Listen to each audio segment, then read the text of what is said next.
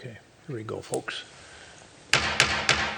Well, good evening, everybody, and welcome to the Edina City Council meeting. It is Tuesday, July 18, 2023. Feels like it was the 4th of July just a couple of days ago.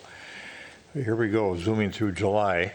I think Director Benarott has told folks before the meeting started that we're doing these meetings in a hybrid fashion, continuing from the time of deep COVID.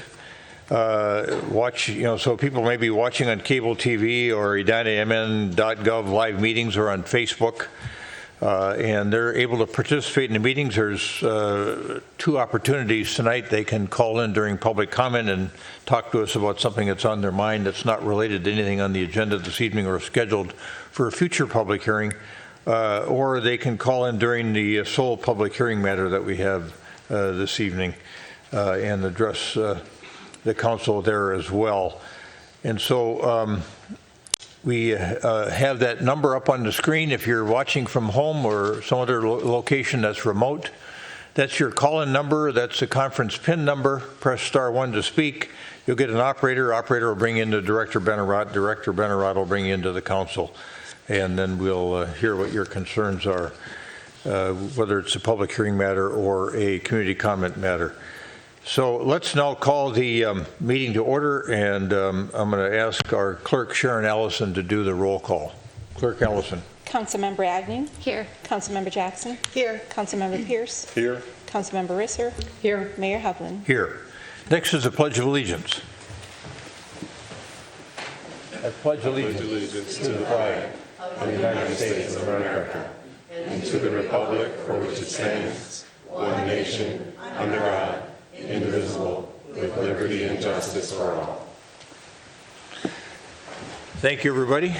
And we've got a form of meeting agenda in front of us this evening. Is there anyone on the council or staff that wishes to modify the meeting agenda in any form or fashion? All right. Is there a motion to approve the meeting agenda as published? So moved. Second. Got a motion by Member Jackson, second by Member Agnew to approve the meeting agenda as published. Any further discussion? All those in favor of adoption of the meeting agenda as published, say aye. Aye. Aye. Opposed? Carried. And now we are back at community comment. Again, folks, if you're here in the audience or you are tuning in from a remote location, remember that you cannot address the council on a matter that's on the agenda this evening or scheduled for a future public hearing. Other than that, we're certainly willing to hear your comments, and so we'll start with folks in the audience. Is there anyone here that wishes to address the council on a matter of concern to them that's in one of the unprotected categories? Yes, ma'am. Good evening. Good evening. My name is Colleen Curran, and I live at 6301 Rose Court here in Edina. I am here this evening with my neighbors from Rose Court, from 64th Street, and representing some in the broader community to ask some questions about the pedestrian bridge near us and changes that would be necessary to make that bridge ADA compliant, which we all agree has to be done. We, the neighbors, met with the city engineer and a representative from Bolton and Manx on April 12th to discuss possible design issues. We received an email update from the city engineer on May 10th, and we really appreciated getting that information up to date. We understood that some designs might be developed in June, but we have heard nothing since May 10th. So we have some questions we would like to ask about the process. First, has Bolton and Manx completed their study? Second, when will the neighborhood be able to review the Bolton and Manx study and or the plans that they suggest? Third, what progress has been made on the design possibilities since May? Fourth, in April we had proposed a lift. We were told that it would be expensive to maintain. What level of cost analysis has been prepared to compare the various designs? Fifth, we understand from an email that went to residents of the Lake Cornelia area that the council could meet as soon as August or September on a preferred design. Is this still the plan? We believe a project of this significance needs community comments before a preferred proposal goes to council. Since the preliminary schedule for construction is not until 2025, we have enough time for those community comments. And now I'd like to introduce my neighbor, Dennis Schulstead.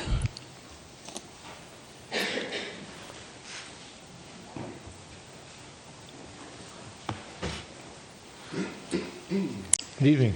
Mr. Mayor, members of the council, I'm Denny Schulstead. I live at 6303 Rose Court for the last 25 years, and I love living in Edina, and I appreciate your leadership in making this a great city. Thank you very much. It's a hard job being on the council. I live on the biking walking path that goes through the lake, and I observe all of the people who use it daily. Pedestrians of all ages, from young children to seniors, elderly people like me. Runners, dog walkers, baby carriages, some with difficulty walking, disabled people. Today I observed a youngster who was 2 or 3 years old on a bicycle without pedals, just kind of running along with that bike. That's how the path is used. There are also people on wheels that are using that path. Bikes, some are going fast, some are just cruising. Tricycles, scooters, power bikes, power scooters, skateboards, even small motorcycles. I haven't seen a Harley yet, but I have seen a couple of cars each year go down that path. So yes, it is dangerous. There's no question about that. But it's a flat and level path, and it gets along okay. First, let me be very clear, we do need an ADA-approved walkway over the freeway. We do need that. But let's make it as safe as we possibly can. Preliminary plans call for ramps that are ADA approved. The ramps would be longer than the bridge. It would take, under the proposed plan, 2 football fields in length to go up, make a turn, 2 more football fields to go up, and now you're at the level of the bridge. You then go across the bridge and you go down 2 football fields and back 2 football fields before you get down to the ground. That is a long, long ramp. Imagine the speed of some of the bicycles and the other wheeled vehicles that are going down that ramp, and you're sharing that ramp with them. It's not a safe situation. So, the report from several years ago, 7 years to be accurate, said that this should be a bicycle-friendly bridge, and they didn't want to have bike riders dismount. Why not, if it makes it more safe? I don't know how to make this bridge more safe, how to make the ramps more safe and convenient for everybody. But let's ask them. Let's ask the people who use this bridge.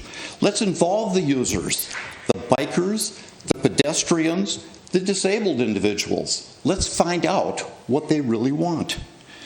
Do pedestrians really want to walk up 4 football fields before they get to the bridge? And then walk down 4 football fields before they get to the ground on the other side? And this is all with speeding bicycles sharing the ramp with them. Do disabled individuals really want to walk or be pushed that far? Let's ask them. We don't know. What we can do is perhaps a stairway for those who don't want to use the ramps. Maybe a stairway would be something people could use. Perhaps a lift and stairs rather than long ramps. Dozens of pedestrians who use that ramp and the bridge every day don't have any idea what is being proposed. Let's ask them before the report comes to the City Council and the Mayor and before final decisions are made. Thank you so much for serving Edina. I do love living here, believe me. Thank you, Mr. Schulstead.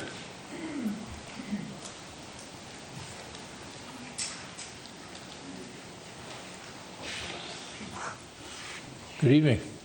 Good evening, Mayor and Council members. My name is Anna Martinez, and I live on 6216 Lockmore Drive. I'm currently a student at Northeastern University, but during my time at Edina High School, I was part of Project Earth and a student commissioner on the Energy and Environment Commission. And during those 4 years, I saw the city make a lot of progress in the area of climate action by carrying out items such as the Climate Action Plan, the Green Business Recognition Program, and the To-Go Packaging Ordinance. And I truly applaud the city for demonstrating to be committed leaders in the environmental movement. However, I came here today because I must say that after this remarkable progress that the city has done, I was disappointed to hear about the decision of the city staff to not support the single-use bag proposal created by the Energy and Environment Commission's working group. Addressing the issue of single-use plastic waste was an item that the Climate Action Working Group, which included city staff and members of the community, had given great importance to. And there are so many reasons why they were right to do this. Behavioral change is such an important part of addressing the greater issue of climate change, and by the city implementing changes that make people's daily lives more sustainable, such as by reducing our consumption of single-use items, the environmental awareness of the entire community can grow. Additionally, cities around the country that have implemented fees for single-use bags similar to the one being proposed by the EEC have noticed a significant decrease in the amount of bags that are used in their community. And ultimately, although the goal specified in the Climate Action Plan is to eliminate the waste created by these bags, it is also important to note that reducing our use of these items doesn't only help us eliminate waste, but also reduce our total emissions as a city. I am aware that when the city staff reported their disapproval of the single-use proposal, they also proposed alternatives that would help the city reach their waste management goals. Nevertheless, I don't think that the city staff's alternatives and this proposal should be mutually exclusive. To quote the UN Secretary General, at this point in time, in terms of climate action, we have to do everything, everywhere, all at once. The other day, I was expressing my concern about the state of the environment to someone, and he told me that I can't let this problem consume my life because it's not within my control. That there were thousands of people out there that have the power to make changes and are trying to make those changes every day, that we just have to wait and see what happens. At first, this upset me a lot. I thought to myself, that's not how this works. But the truth is, it is. Trust me, I believe every individual is fully capable of changing this world. But looking at this objectively, there are limits on what we can do. The Commission and the working group can come up with the ideas, do their research, and come up with a proposal. I can come up here and tell you what I think about it. But ultimately, no matter how concerned we might be about climate change, after this, we actually just have to wait and see what happens. You, however, are all part of those thousands of people who have the power to actually implement changes in this community, so you cannot just see what happens. I understand this is hard. You're in a difficult position given as most environmental actions require behavioral changes, and it's hard to convince people that this is necessary and important. However, as a decision makers, you have the responsibility to step up to the challenge and stick to the commitments that you approved when you approved the Climate Action Plan. So I hope that when you revise the city staff's report, you take this into consideration. Thank you. Thank you.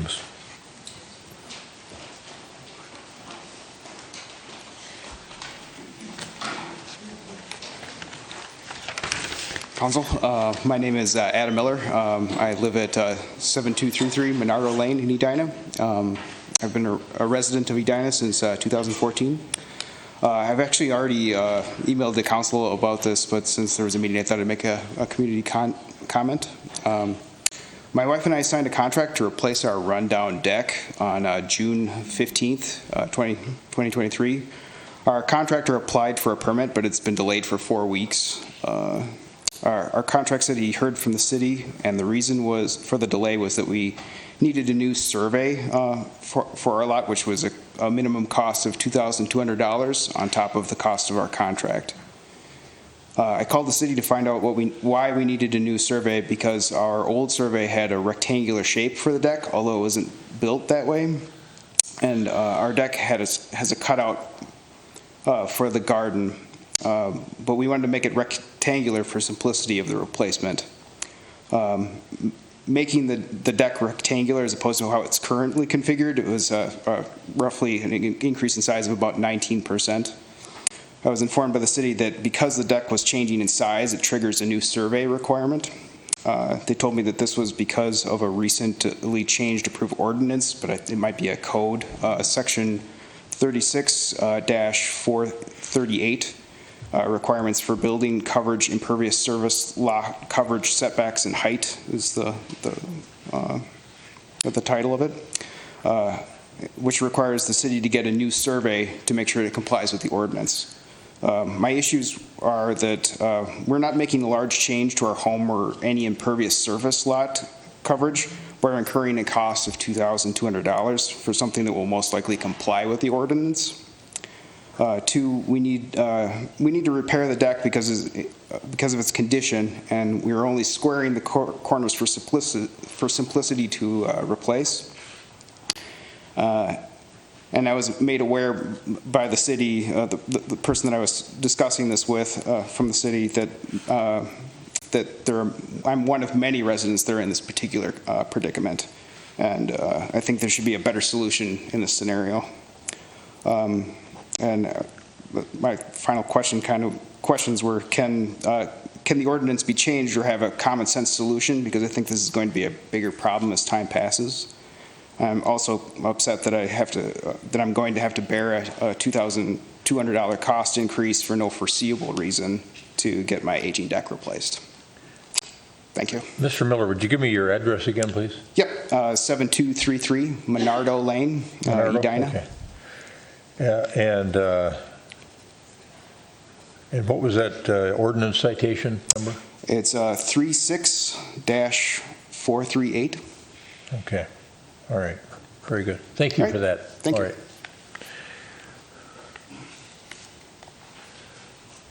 Mr. Miller, you wouldn't notice, but other folks as well, that our usual practice is to gather this information from our residents, and then our staff will respond to it in a couple of weeks at our next meeting. So, but there may be some issues they want to address tonight that came up, but we'll find that out. Okay. So stand by for a little bit here if you would. Okay, sure.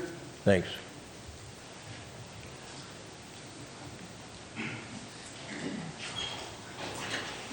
Good evening, Good Jamie evening. Weston, 6136 Brookview Avenue. I have a number of items, so I'm going to try and get through these. First of all, I think 3 minutes is not enough time. I think we need to go to 5 minutes as far as being able to speak. Would can you get a little more volume on Ms. Weston's speaker, please? Do you want me to start over? That's better. Yeah, that's better. Okay. I can hear you better. Okay. Thank you. Okay, can we start over? I'd like to have 5 minutes versus 3 minutes as a regular thing for people coming up to make a comment. 3 minutes, it has always felt way too short, way too cramped. With that said, as far as the PCD 1 and 2, sections 36-618, part of our zoning code, and also PCD 1 and 2, conditional use, section 36-612. Those were to be on the agenda tonight, and that was postponed. There is no problem with either one of those part of our zoning code. They are clear. They are understandable if they are read and people study it. It is not that hard.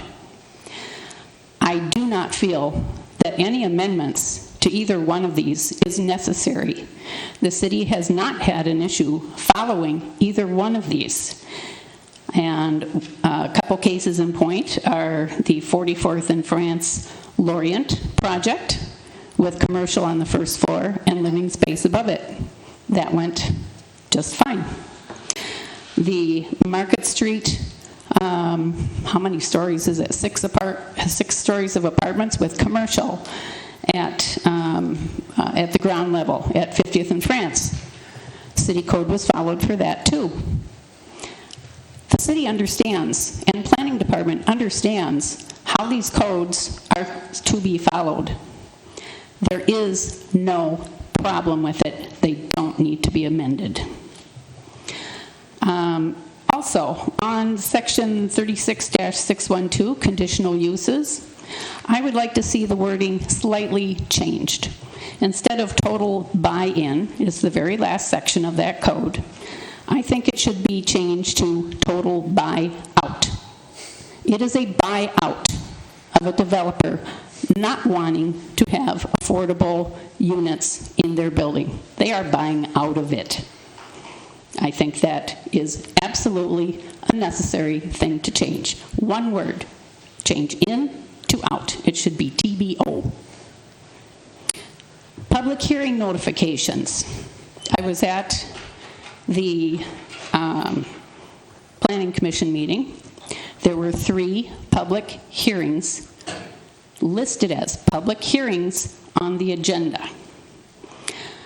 And for discussion of Section 36-612, I had to inform the Planning Commission they could not vote on it. Legally, they could not, because the wording had been changed by the time by Monday,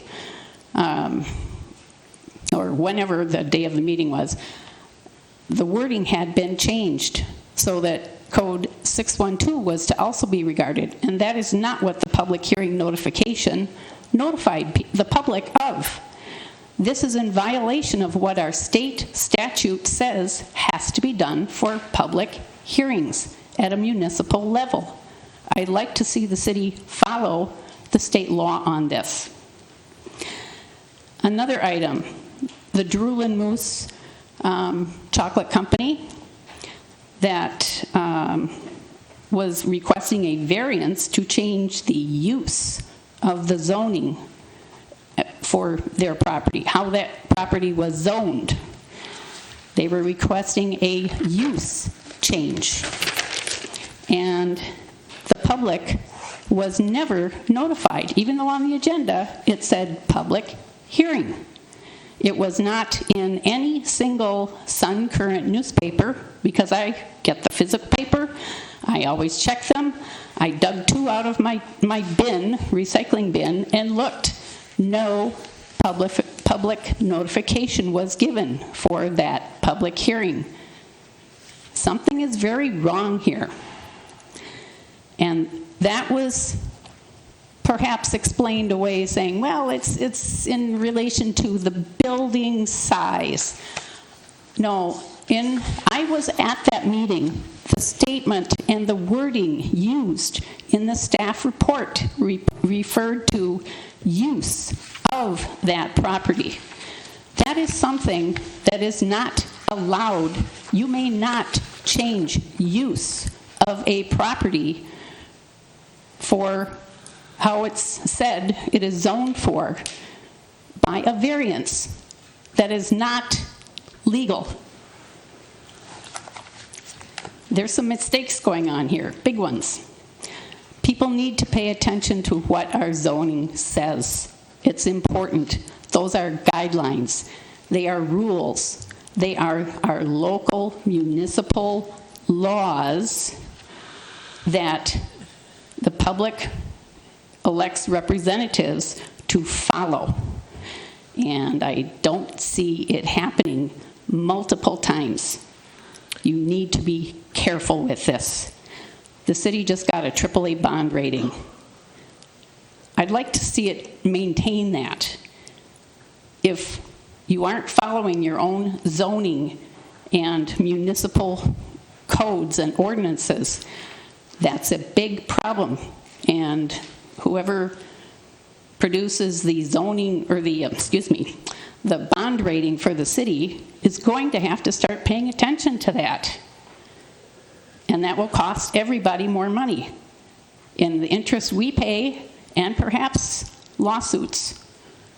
So please pay very close attention to what our zoning is, and it is not changed by giving variances of use and by other means. Follow the proper legally designated way according to state statute. Okay, thanks, Ms. Weston. Okay. I gave you a little more I know latitude you because did, I know and you had a long list. really appreciate it. All right, thank you. Thank you.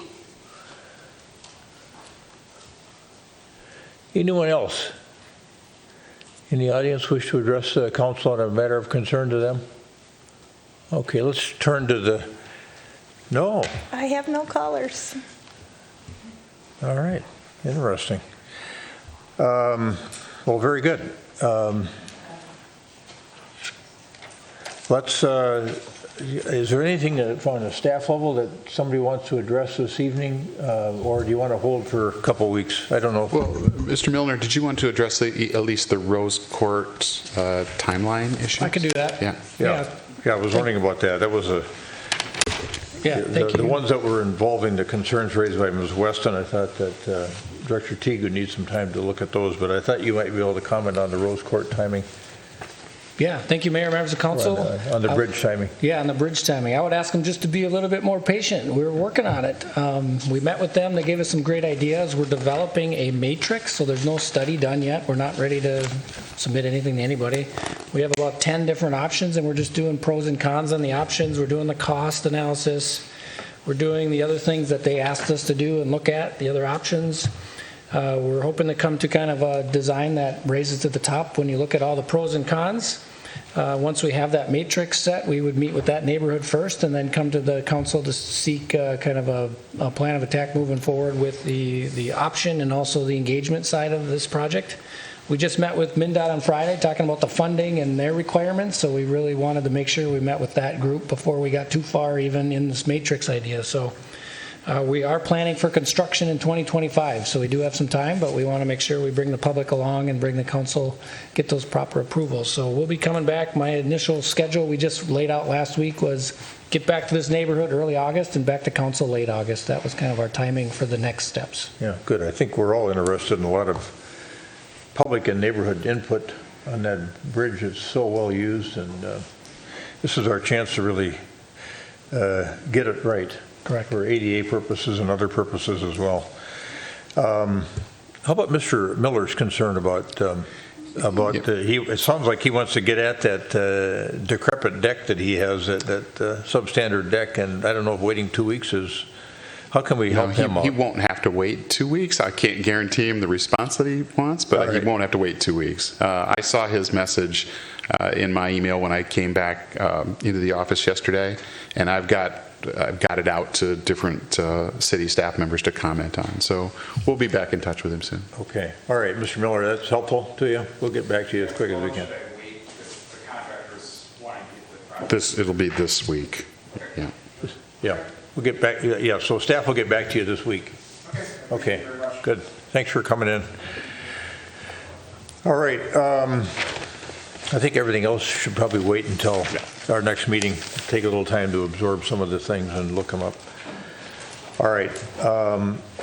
We'll move on now from community comment to our city manager's response to community comments that were made at our last meeting, which was actually in June. We didn't have a meeting the first part of July because of the 4th of July holiday. So Manager Neal, anything to report out on there? Thank you, Your Honor. We had two community commenters at our June 20th meeting.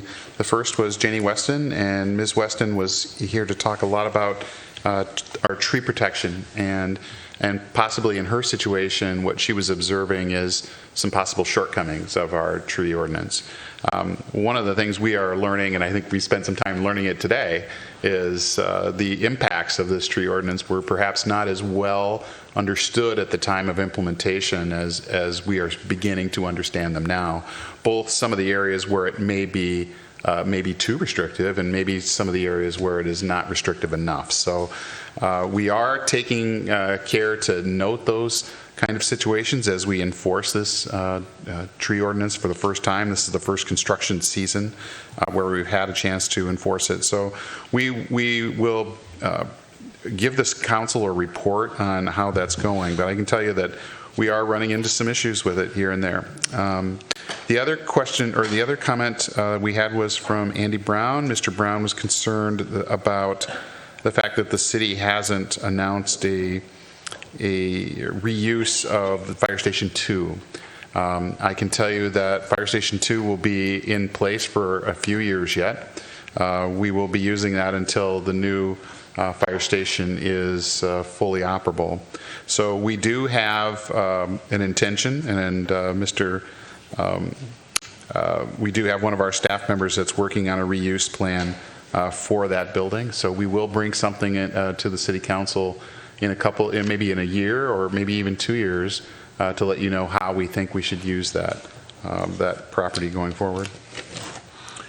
And that's all we've That done. may have prompted a question or two from council members. Member Risser has a If question. memory serves, one of the issues with our tree ordinance is that it has nothing about piles of dirt being placed near the property lines, and that's a big issue for trees, tree roots. It can suffocate those, and I think it's not just an issue of how the ordinance is being applied, but that we need to add language to it to protect those trees. We've seen so many trees just disappear in the Wooddale Valley View area, and I know when lots are small, it's very easy for developers to pile massive amounts of dirt right near the lot line, and it can really have a huge impact on trees on the other side of that property line. So I think if we could get some language in our ordinance that address that, that would be fantastic.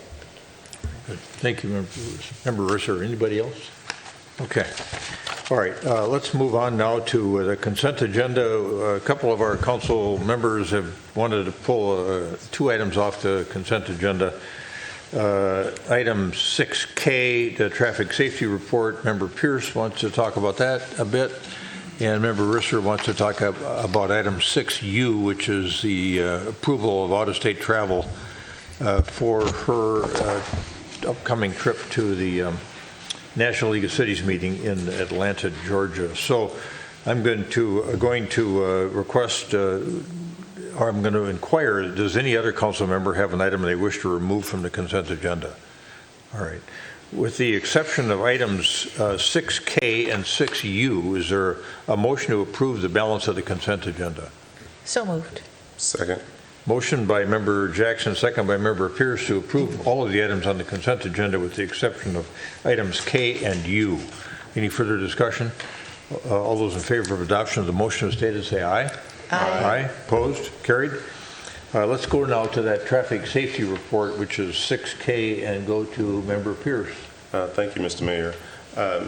So with respect to this, my comments are of a broader nature. I've had 3 meetings in the past week and a half, and then we did receive an email regarding the traffic study as well. I think we all got. And so the challenge that I have, the 3 conversations I had, I think boiled down to the residents questioning the validity of the data that we're using to make our assessment.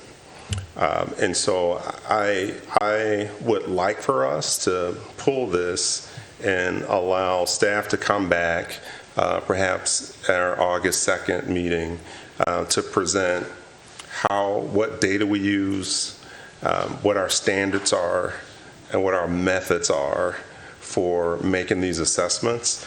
Because at the end of the day, and I know this is more of a utopian statement, but I do think this can't be that subjective, right? That we should be agreeing with what data we're going to use, what the sources are.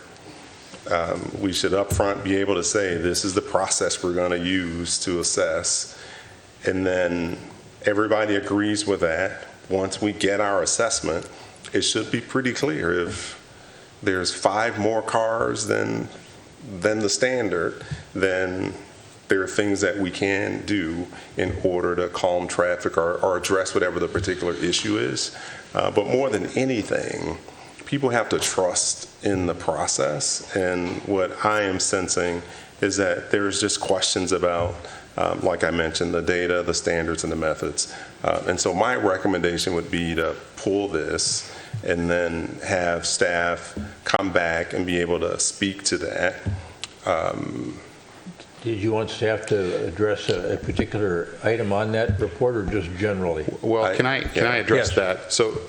So Your Honor, members of the council, this item was incorrectly scheduled for this agenda for tonight. You've already acted on this particular one, so this has already been approved. This April 25th traffic safety report. However, Councilmember Pierce's comments are still relevant because they would be applying to any other traffic safety report that we have coming up too. So I've had some discussions with Mr. Milner already.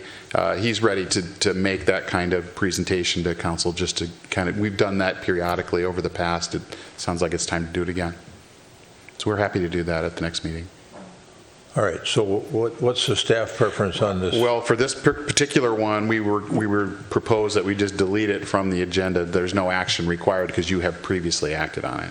On traffic safety report of April 25th? Yes. The entire report? The entire report, yeah. But for the request that Councilmember Pierce is making, sure, we will certainly accommodate that. Okay. Mr. Mayor. Yes, Member Jackson. So one of the questions that came up, though, in the conversation was the sidewalks on 49th Street. Do we have a schedule for when that street is going to be reconstructed?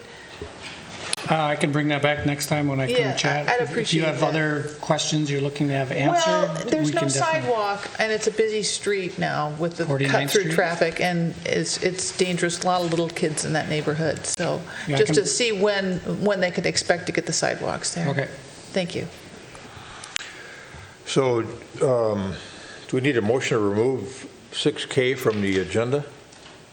All right. So moved. I Or second. delete, yeah. Second by motion by Member Pierce, second by Member Agnew to delete the traffic safety report of April 25th, 2023 from the agenda for the meeting of this evening, July 18, 2023. Any further discussion? All those in favor of adoption of the motion as stated, say aye. Aye. Opposed, carried. And then let's go, we'll get that report then on August 2nd that Member Pierce is talking about. Is that the tentative time schedule? Yes, and just to note that August 2nd is a Wednesday. It is the day after Night to Unite, which is the first Tuesday in August. Okay, thank you. And then Member Risser, there's a request to approve out-of-state travel for city council members, and you happen to have the ability to go to the National League of Cities Summit in Atlanta, Georgia, November 16 to the 18th, but you wanted to take that off the consent agenda and address the matter? I just wanted to comment on it and first Sure. say thank you. I appreciate the city of Edina having funds available so that we can train and travel and learn. I also wanted people to know that I am not planning on attending the conference in December that the National League of Cities puts together. I think we haven't sent anybody to the summit, and I think it's important to have representation at the summit because it does help us get access to the information that is there, and I will come back and I will share. The other thing is I thought this was a good opportunity. We haven't really, and this should talked about what the budget is for our travel and training, and I thought Manager Neal could comment on that. Certainly, members of council. There is a budget within our general fund budget that is called City Council Conferences and Schools, or City Council Training and Travel is the other term for it. It historically has had a figure of right around $30,000. In 2023, it's $29,000. And that number has been historically pretty stable. It comes from a couple of different sources. First is a policy the council adopted a few years ago about how many people from the council would attend the National League of Cities Congressional Cities Conference, which is in the spring in Washington, D.C. And that policy says all 5 of you go in certain years and 3 of you go in certain other years, and we've adjusted the cost for that. We have some history now with U.S. Conference of Mayors and what we spend on that, and then also just some additional local attendance around sensible land use, League of Minnesota Cities, metro cities, and local task forces like that. So that's where that number comes from. We don't have a individual travel budget for each council member because we have you in that lump, and we've never exceeded it. So that's how we budget this piece of our budget, which is pretty small. It's $29,000 in a $45 million budget. So that's that's how we manage it. Member Risser. And with that, I move that we advance this item, or put it back on the agenda. Oh, I think what we'll do is having you avoid moving your own travel expense. Oh, okay. Okay? Okay.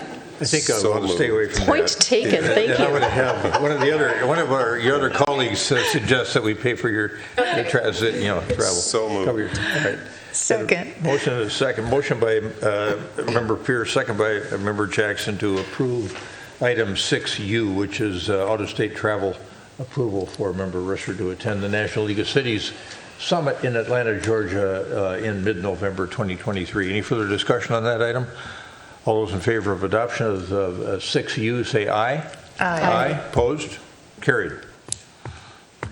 All right, very good. Now we have as I mentioned earlier in the meeting, we have a singular public hearing matter this evening, and it is something that folks have been working on for a couple of years involving the Cahill District Area Plan, part of our community that is pretty significant in size, almost 400 acres as I recall. And I think I knew that before your presentation this morning, but it was good to get that affirmation. David Alkire from the Planning Commission is with us. Addison Lewis, our Community Development Coordinator, is with us. And we're going to have Addison Lewis introduce everybody that's with him. And we're going to get a report on the activities to date and a discussion about a potential comprehensive plan amendment that would be sent to the Met Council with regard to the work that's been done on the Cahill District Area Plan. So, Mr. Lewis, welcome. Sure. Good evening, Mayor and Council. Again, Addison Lewis within the Planning Division. With me here tonight, we have David Alkire, who's the chair of the Cahill District Plan Working Group, and also Hyla Mays from Bolton & Mank. She's the project manager with our consultant team. So, as you mentioned, tonight we're here to present the Cahill District Area Plan to you, ask you to hold a public hearing, and then hopefully at a future meeting, authorize us to submit the plan to the Metropolitan Council so that it can be adopted as a comprehensive plan amendment. So we have a lot of material to get through. I'm going to turn it to David here to get us started. Yeah. Oh, Commissioner Alkire practiced on us at Rotary this morning. I heard that. I heard he did a good He job. did a great job this morning, so I'm eager to hear what he has to say again. That's very nice of you to say so. I hope it's not too repetitive. Mayor, members of the council, thanks for having us in tonight. Wanted to start by recognizing and thanking the members of the Cahill District Area Plan Working Group. It's a group that's been together since late 2021, early 2022. You'll notice in the picture that one of our co-chairs in the picture, it's an older picture. She has since transitioned to a different role within the city. But I do want to thank the group for the time and energy that they put into creating a thoughtful and high-quality recommendation for the vision of the Cahill District. Also would like to thank Chris Ocker and Addison Lewis from city staff and Hyla Mays and her team from Bolton and Mank, who are our consulting partners. Just want to give a brief overview, if you could flip that for me, of what you're going to see tonight in reference to the Cahill District and its future, what we're going to be recommending. First and foremost, the plan recognizes the district's role as a key employment center in our city, leveraging its proximity to the interstate and metro highway systems, MSP, and a well-educated workforce. It does this in two ways. First, the plan preserves the industrial core of the district, acknowledging the importance of the district to the strength of the city's tax base, as well as the economic diversity in the city's tax base. And secondly, the plan guides for high employment office on the eastern part of the district along Highway 100, and in the southwest corner of the district by the Bloomington border. And you'll see in the plan that there are significant infill opportunities in both of those areas that we can use to use space more efficiently in our city. Cahill is not all business, though. The plan identifies 3 pedestrian-scale development locations in the district to support growth, community engagement, and enhanced quality of life in our city. First, the plan creates a new mixed-use neighborhood in the northeast corner by 70th and Highway 100. Second, the plan creates a framework to refine the existing business node in the southeast corner. And third, the plan affirms the 70th and Cahill area plan from a number of years ago. On the transportation front, the plan recommends new connections to and through the district for all trucks, transit, cars, bikes, and pedestrians to open up the district in new ways for residents of our city. And importantly, the plan advances numerous climate action plan goals. An office and industrial employment center supports good jobs close to home for our residents, which will help us reduce vehicle miles traveled in our city. The plan identifies opportunities for higher density residential and commercial development. The plan recommends upgrades to transit infrastructure to encourage ridership. And guided by the city's Living Streets policy, the plan recommends multimodal roadway improvements that, in combination with the planned Three Rivers CP trail extension, will enhance the bike and pedestrian experience in the district. Finally, the Cahill Plan illuminates water management challenges in the district and provides a roadmap for progress. Addison will get us started on the details of the plan. Thank you, David. All right, I'm going to give a little bit of an overview of our planning process and just the Cahill district in general. So the image on the right there shows you the limits of the study area. So the Cahill district is generally bound by West 70th Street to the north, Cahill Road to the west, Highway 100 to the east, and the boundary with the city of Bloomington to the south.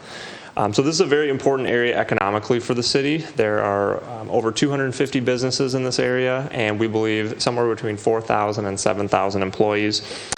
Businesses from a wide variety of industries, including technology, healthcare, robotics, engineering, fitness, construction, education, food, and professional services. This is Edina's primary industrial area. As you probably know, there's not a lot of industrial land in the city of Edina. Just over 2% of all land in Edina is guided as industrial in the comprehensive plan.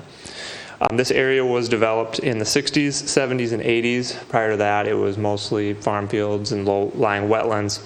But it was developed to be an industrial park, and so as a result, it was really designed to kind of keep people out of this area. So you'll see that there are not a lot of through streets that get you through the area efficiently. The area is also lacking in a lot of bike and pedestrian infrastructure. But since the time this area developed, there's really been a lot of changes in the types of uses that are here.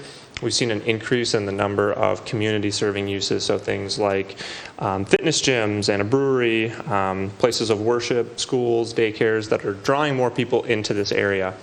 The city has also previously received some developer interest in doing housing in this area.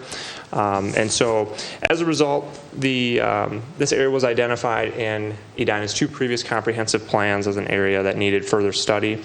The 70th and Cahill Neighborhood Node Plan also recommended further studying the greater industrial district. And so in 2021, it was put on the Planning Commission's work plan to develop a small area plan. And a 12-member working group was appointed to lead that work and work with the consultant team. The working group is ultimately accountable to the Planning Commission, and then the Planning Commission recommends the plan to the City Council, and the City Council ultimately decides if we adopt that plan. So the intent is that the Cahill District Plan will serve as the vision for what we're saying we want this area to be in the future, and that it would guide future land use, transportation, infrastructure, investment decisions. Our project schedule spanned a little over 16 months, beginning in November of 2021, and we wrapped up the draft plan in April of 2023. The working group met a total of 13 times during this period. We also had a fairly robust public engagement process that included 3 community-wide workshops that were all pretty well attended. We had 5 focus group meetings with key property owners and businesses. We distributed a business survey that was sent to 165 businesses. We received 34 responses. We held 2 developer roundtable panel sessions to get feedback from the development community, and also gathered feedback online through Better Together Edina. We also coordinated and met with other agency stakeholders here to make sure they were informed about the plan and hear their thoughts on the area as well. So those agencies included 9 Mile Creek Watershed District, CP Railway, XL Energy, Metro Transit, City of Bloomington, and Edina Public Schools. And here I'm going to turn it over to Hyla to talk a little bit about the working group's considerations. Thanks, Addison. Again, glad to be here tonight to discuss this plan with you. Again, the work group was formed to form the direction and frame out the process, both to provide direct input and also to bring in the community and bring in concerns from the larger area. As a representative group, they did an excellent job. I want to say kudos to them and thanks for all the time that they put into this. When they were coming into this process, there were some initial conversations, even before my team joined, about what were the biggest issues, what were the issues that are front and center with people's minds, and ones that needed to be addressed. You see a list here of some. I'll go through them very briefly. First of all, protecting existing businesses, especially industrial. You'll hear this again and again in this process. There is one industrial district of size in the city. This is it. Understanding the value that's here, understanding what there needs to be kept intact and supported is an important part of this. At the same time, creating a strong public realm is a priority. The area was not designed for walking, biking, or enjoying things. It was largely designed to drive to businesses. An opportunity to enhance that provides a great deal of benefit. This plan explored that in depth, and through additional resources through Hennepin County, we were able to do additional work into the detail of that. Impacts of allowing new housing came forward, and we heard this also pretty strongly through the community engagement process. Understanding this is a change, both from the physical perspective of changing a district that is largely industrial, and also from the economic, fiscal, and other perspectives in terms of what is the impacts to larger community. Those are explored and addressed in this plan, too. Understanding the anticipated benefits and costs and weighing those and understanding the trade-offs involved in developing a precious and limited source of land, that is the city of Edina, was part of this process. And also, and I think this was inspired by the City Council and others, what's unique, what's special? How can this go above and beyond and not just be another place in the region? Early on in the process, the many different opportunities and thoughts swirling around this coalesced around three main themes, which you see here, and which anchor the plan's development. Resilient and connected systems. Again, as Addison mentioned, this is not a well-connected district. It was not designed to be. It was actually designed to be the opposite. Building connections in, but doing it smart, so you're not creating conflicts in the process. Physical, environmental, social, and use connections to the surrounding area while still respecting important boundaries. Regional economic value. This is a tremendously valuable area, as is much of the city. Understanding the value and understanding how to leverage this great location for added investment and added resources that can be brought to this area to make it stand out is an important consideration, including how it contributes to the city's tax base. And community serving and building. I think we received probably most comments about this. This is a neighbor to a lot of residents and to a lot of businesses and to a lot of community areas. How is this a place that truly serves a community? Not that every single use has a purpose that's just local, but understanding how it's a good neighbor, how this place can have amenity value, have uses and destinations that serve the surrounding area, and really enhance the quality of life for people here. So all in all, the vision is a collection of different experiences here that reflects the fact that this district has an important role to play, but because, as this plan suggests, this is an area of change, there's an opportunity to enhance that and to build new and better improvements here. The starting point for the plan, though, is to ask why we're doing the plan, and that is to say this plan will not, the work that will happen in this area won't just happen by itself. It needs some guidance, it needs some direction, and it needs acknowledgement of constraints that are setting the stage for this. This area has some limitations. They're not insurmountable, but they're important to call out. I will talk briefly through those here and then talk about the vision that has emerged in the Working Groups Association. First of all, this area has aging buildings. It was largely built out, as was mentioned earlier, 50s, 60s, 70s. Everything's coming of age. For those of you remembering those years, they're way out and past now. The stock of these buildings is not the most current. Some of it is aging, some of it could be considered obsolete. It is not poor quality and it's not poor condition. It is certainly useful life, but there's a moment in time, is this a good time to invest to change the format of this area? It's a question that property owners and developers are asking themselves now. Internal circulation, or lack thereof. Again, this area was not designed to have direct connections to the surrounding area, quite the opposite. We're thinking about, in this plan, an opportunity to think about where do those connections exist and how do they serve different modes. Right now, the rail provides a barrier, as do the highways, so there are limitations that cannot be surmounted, but certainly there are other opportunities to connect. Sewer capacity. For those of you who are interested in the public works side, there's a deep and detailed study that preceded our study that goes into looking at the different scenarios here, the fact that there are some real constraints in the sewer system. Chad and his team have explored that in detail. There are answers around that, and this plan helps inform scaling that infrastructure for the next stage of investment so that it will meet the needs not just now, but for decades to come. And as mentioned earlier, public realm. There are no current formal public gathering spaces, and the right-of-way are often very auto-oriented. There's a limitation there, but also an opportunity. And underlying all this, literally and figuratively, flooding and stormwater. The history of this area was, it was originally, like much of South Edina, a wetland, a low-lying area, fairly flat, fairly squishy, and not really suitable for development without sort of reinforcement. Because of that, because of those underlying factors, and frankly because of the impact of climate change, which has increased the rain events, there are some constraints related to stormwater. We explore these in some detail in terms of what that means for individual developments and what opportunities there are to address them. Going into that very briefly, the stormwater does provide an opportunity for change. Any new development in this area will need to address that because of the limitations of the underlying soils and conditions there. There is a need to go above and beyond, often to make improvements, but also with limited land, there's also an opportunity to enhance the public realm. There's a good discussion through this planning process in terms of how proactive the public sector could be in this versus letting the developers, letting property owners lead the way.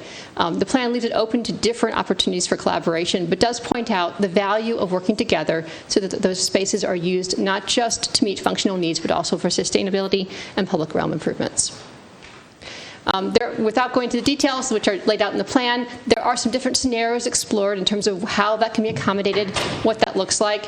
Is it underground, kept out of sight to make more room for development, or is it above ground to create green spaces? There are a variety of options necessary and possible here. And certainly, in this plan, another thing for this plan is collaboration across different areas. There's choices to do projects at the site-by-site level, but also some economies of scale and opportunities that are opened up by collaborating across areas, either at the district or the sub-district level. With some examples from otherwhere of how that has worked. With those constraints in mind, the scenario development process proceeded and took actually many months of deliberative discussion. This was not an easy decision. The working group and the feedback from the public worked hard and provided a lot of deliberation in terms of what was the appropriate approach here. First of all, there are many ways to change. This area is fully developed, and not all development is about a brand new development happening. Some of it is about existing uses evolving and changing with time. Improvements, infill, or redevelopment is very possible. And when we talked to the property owners here, they understood that too in terms of there's opportunities to upgrade properties, add more infill, or to just simply to make them a larger version of themselves, to provide more accommodation of development and growth and evolution.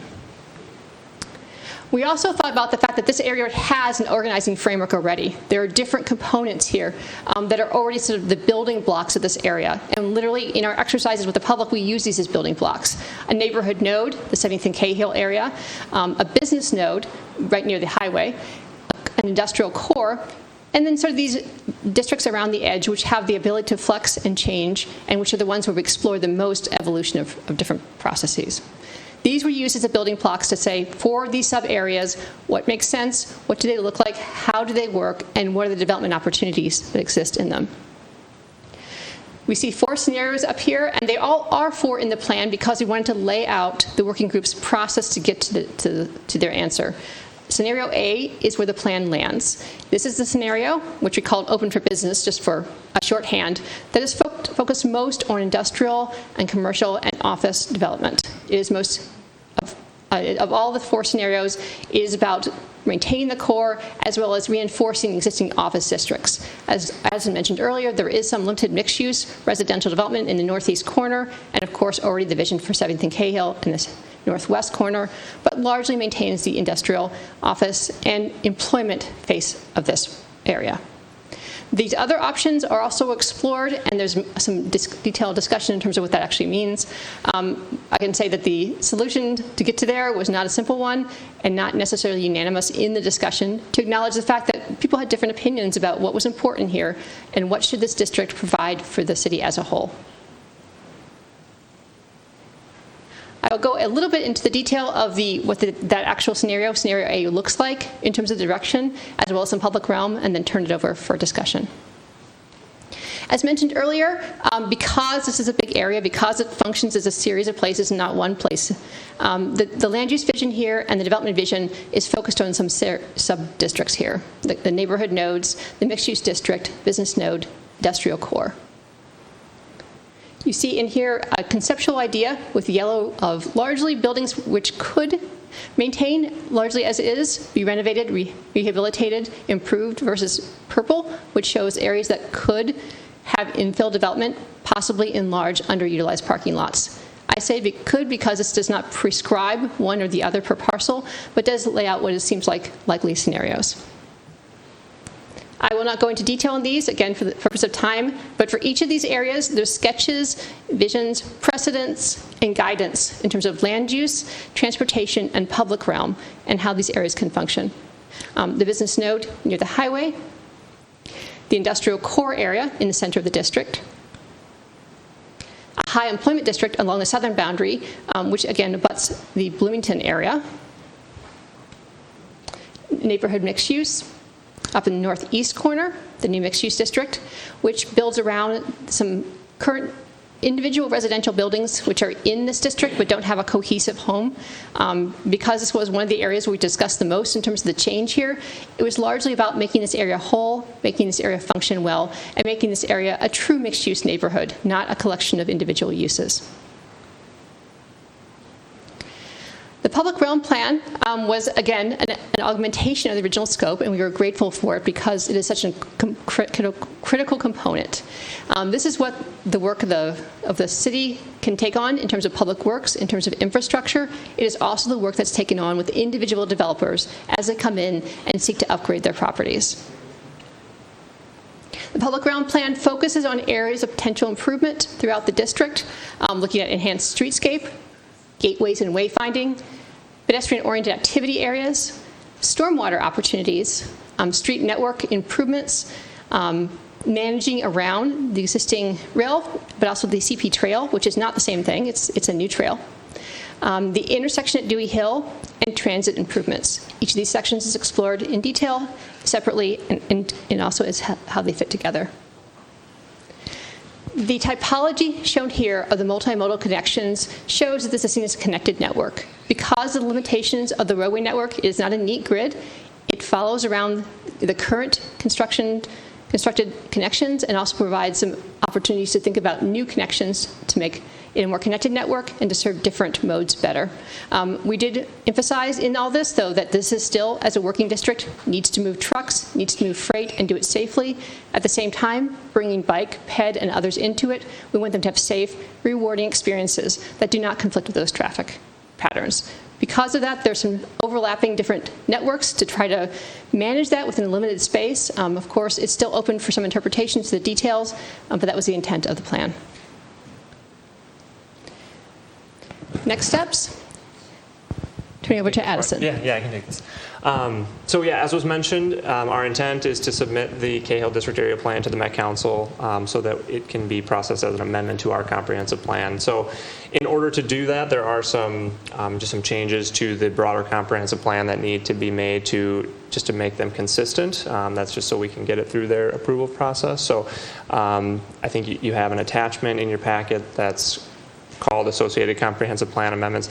That lays out all the changes to Chapter 3, which is about land use in the comprehensive plan. So we'd be happy to answer any questions you have about those at the end as well. Just to look at our plan review and approval schedule here. We're here on July 18th for the City Council public hearing. Again, hoping for, at the August 2nd meeting, to get your authorization to submit the plan to the Metropolitan Council. They can take up to 60 days to review the plan and make a decision, and then we would bring the plan back to you at that time for formal adoption. So the action requested of you tonight is just a motion to close the public hearing at noon, July 24th, and continue action to the August 2nd meeting. The Planning Commission did consider this item at their June 28th, 2023 meeting and voted 7-1 to recommend that the council adopt the Cahill District Area Plan and associated comprehensive plan amendments and authorize submission to the Met Council. They did add on a recommendation that some sort of body of stakeholders from the district be formed to assist with the implementation of the plan as well. So with that, we would be happy to take any questions you have. Thanks everybody for your presentation. I'm going to turn to my colleagues now, see if anybody has any questions based on your report. Questions? Member Jackson. Yes, thank you, Mr. Mayor. So first of all, thank you, team. This is a phenomenal body of work. Really lots of input, in-depth analysis, and you've really done a great job of looking at a very complex area. So I want to start with kudos and thank you. I have a couple of questions. When we've done development questions in the Southdale area, or for instance in the Grandview area, there's kind of a checklist that we can go through, and I found it really useful to have quotable sections. Does it match this? And I think the Southdale is sort of the standard. How did developers respond to this as a usable, workable document? I mean, it's a great resource, but what was their response when they looked at this as a usable document? I could maybe start out with that one. As far as what pages are they most going to look to that will be most informative for them? I think it's going to be here I'll back up even further. So. Here anybody can look and find their property and what it's guided for. So you would see, if you're in the neighborhood mixed use area or the industrial core or the neighborhood node, and then the sections of the plan that really kind of outline what are the types of uses that are envisioned here, what scale is it at, what types of public amenities should be there. This plan doesn't really get into design requirements for buildings specifically, but there's some reference to things like streetscaping amenities and references to the public realm. So I think that kind of provides some guidance, if that's what you're alluding to. Well, I'd like to have something that I can look at, so when someone comes with a proposal, I can say, is this aligned with the plan or not? And I couldn't find that when I was looking at this. So, like I said, it's an incredible amount of information, and it's all interesting. So I was a little at sea. So, but when you talked with developers, they did not address that. Is that what I'm hearing? Well, in the developer panels that we had, we were having more kind of listening session discussions with them. It wasn't to review a draft of the plan. Okay. It was more to find out what they were thinking about their markets and the Cahill District's potential development opportunities for them. I think, to echo what Addison said, I do think the land uses are pretty clear in the document, right, and that a developer could sort that out. If we wanted to do more, if we're thinking more like the Southdale Experience Guidelines, which I'm not sure if that's what you're referring to or not, but something like that, that's certainly something we could have as a follow-on, but that wasn't part of the scope of this particular effort. I'm just thinking, if we're going to be asking for public realm changes, they're going to want to know, mm-hmm, what's the setback that you're going to require, how much sidewalk, things like that, I think would be useful, so that they come in and we say, well, how does this fit in our overall plan for connectivity, for stormwater? How can we, do you feel, and this maybe is for you, Addison, as a planner, if a project comes to you, can you address those questions for your staff report? Yeah. Yep, so I think a plan is really a lot of times just kind of getting at the high level land use. Specific setbacks and things like that often are not included in a small area plan. Those are in the zoning ordinance. And a lot of that can be kind of based on some of this guidance. So, there's language in here about creating a more pedestrian scale. So we could use that to then write a zoning ordinance that orients buildings in such a way that is more at a pedestrian scale than, say, an auto-oriented scale. So that you won't find specific development, like what you'd find in a zoning ordinance, things like the height setbacks. That's not in here. That's in our zoning ordinance. So that would follow this comprehensive plan change? Yep, so one of the first implementation steps is to take a look at the zoning ordinance and see kind of what updates would need to be made to make it consistent with this. Okay. Yeah, because I'm especially concerned about the stormwater, because that's a district-wide thing, and when we have one developer come in, we want to make sure that we're meeting those district needs, and that they are taking their share of what needs to happen. So that's one question I had. Again, the water treatment, I just, do you think that when somebody's looking at when we're facing a decision, we'll be able to understand the water impact of what that proposal might have and how that fits into this? Because to me, the whole story of this thing is the stormwater. And that's what drives my view of all this. So if I'm looking at a proposal, and how am I going to be able to know how that impacts stormwater in this entire district? Sure. I can take a swing at that. That was a big discussion as part of this process, and a lot of that goes to the relative roles of the public sector versus the private sector in redevelopment. With the district solution, those are often very compelling solutions, but they rarely just happen on the private side unless you have a collaborative effort. This plan sets the table to have those conversations, sets the table to have partnerships and discussions like that, but largely initially puts the ball in the court of the private sector to say, I need to think outside the box in this process. Let's meet together. Let's talk about this. Because there's not a commitment to build out a district system just per se separate from the development, there's not a commitment in here that it has to participate in one, if that makes sense. But certainly the idea is to get businesses, property owners thinking. And certainly when we met with them and we had some very good discussions with the property owners and developers, they realized that some creative solutions are needed. And they also recognize the advantage of enhanced public realm, that it's not just about meeting minimum requirements. Of course, cost and feasibility and the scale of what can be done is factors in here. This plan lays out several different iterations or different styles of it. But largely, again, it's setting the table, it's inviting people to the table, but it's not saying you will do it this way, besides, of course, minimum requirements. Right. So I'm thinking it would be nice to have a menu where I'm going to buy a piece of property in Edina. I want to build an industrial park. Help me start the conversation, because I'm from Tennessee and I wasn't part of any of this, and what do I need? I don't even know the questions to ask. Mm-hmm. Can I look at this plan and get a series of questions? So that's kind of my questions about sort of that scenario where someone hasn't been a part of this process. You know, they may read the whole 100 pages but not necessarily know how to start that conversation. So that's kind of where my thoughts are on that, as far as how you got to the point where we are now. So thank you. Thank you, Mr. Mayor. Member Risser. Yes, thank you, Member Jackson. Member Risser. I really appreciate the narrative about protecting the industrial core. That being noted, I am concerned about that actually happening. And a caveat, I'm looking at the Wooddale Valley View area plan and just seeing a disconnect with the visioning there and then what ends up happening. And one concern that I really have, and if we could go to the proposed comprehensive plan amendment slide.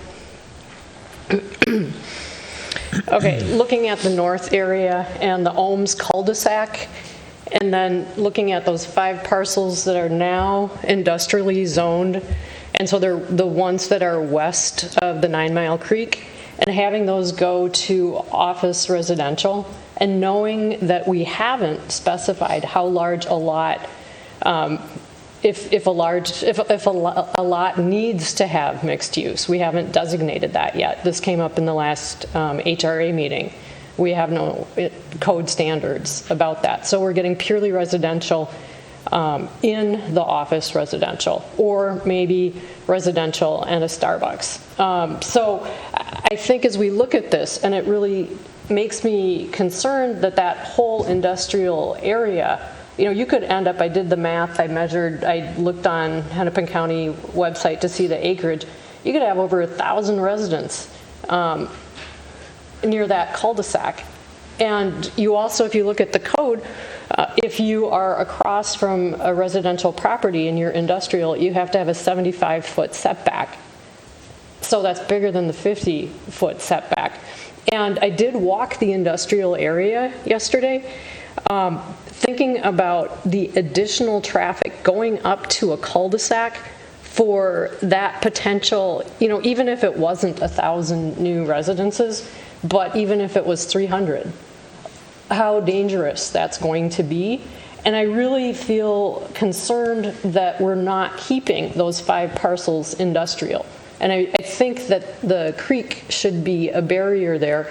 I did go through very carefully to see if there was any way, any visioning of adding a street. You can't really go up to 70th because that's so busy.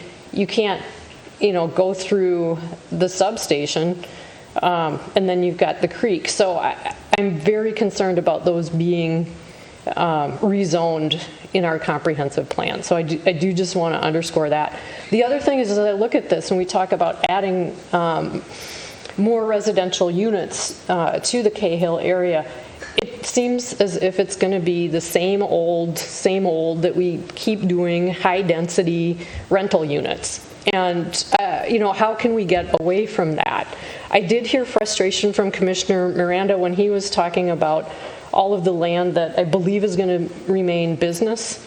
And, just wondering, could we possibly, and I did just go up to Duluth and I saw what they were doing for affordable housing there. Bring it down so it's not such high density, and really think about what that could be. The other thing is, there is a point where Bolton and Menk talk about